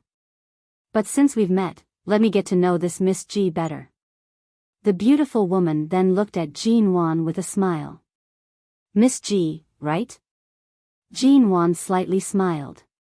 "Auntie, you really misunderstood." The beautiful woman clicked her tongue. "You two really have a tacit understanding. My son has never been interested in women. Since your name is engraved on that bracelet, it shows that he really cares about you. And since you two have your own achievements in your careers, it's good that you can help and support each other. The man is 10 years older than you, and he loves you more. The man is handsome, and the woman is beautiful. You two are really a good match." With that, the beautiful woman took off a green bracelet from her wrist and took Jean Wan's hand to put it on for her.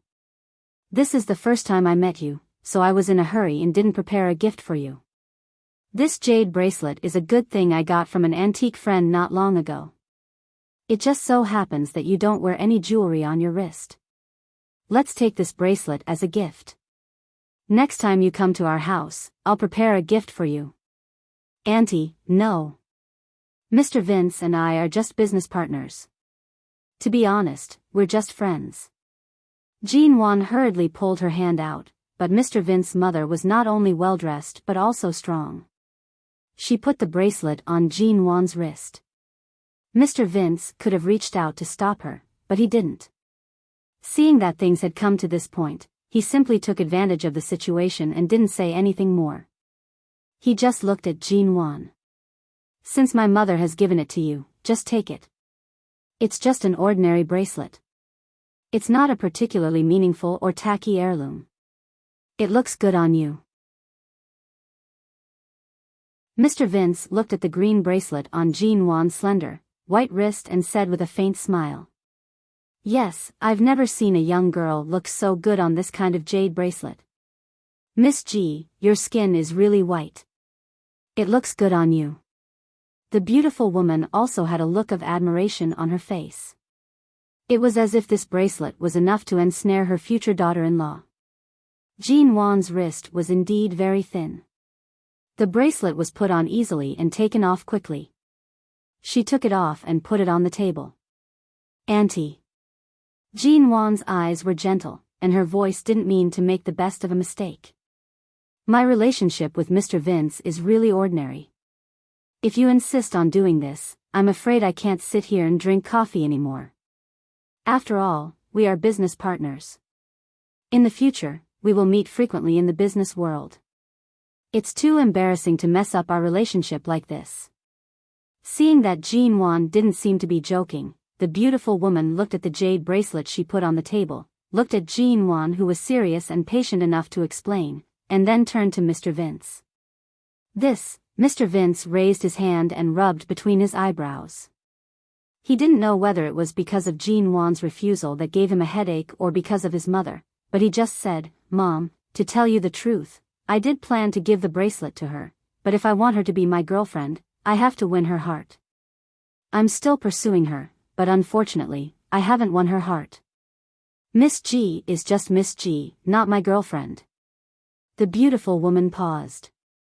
Haven't you won her heart yet?" Mr. Vince spread his hands helplessly. "Your son's charm doesn't work on her."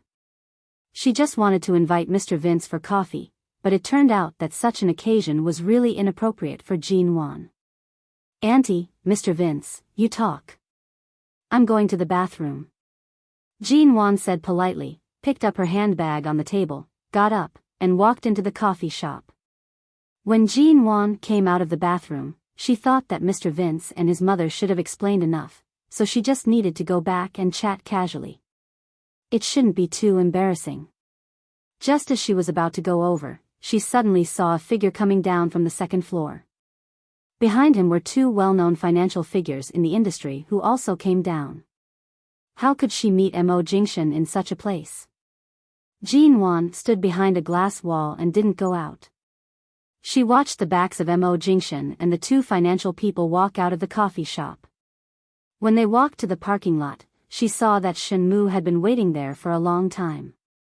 At this moment, she caught a glimpse of a familiar black ghost and a black Bugatti parked in an inconspicuous place in the shade of the parking lot. It turned out that they had been here a long time ago, but she hadn't noticed them. Just now, they were upstairs, and she was downstairs. Mo Jingshan shouldn't have seen her, right? Jean Wan walked out from behind the glass wall. She didn't mean to avoid Mo Jingshan, but she was really unprepared to meet him in this coffee shop, not to mention the scene just now was really embarrassing. You're tuning in to the Romantic Tales YouTube channel. Don't forget to subscribe and join us on this journey to catch the most captivating stories.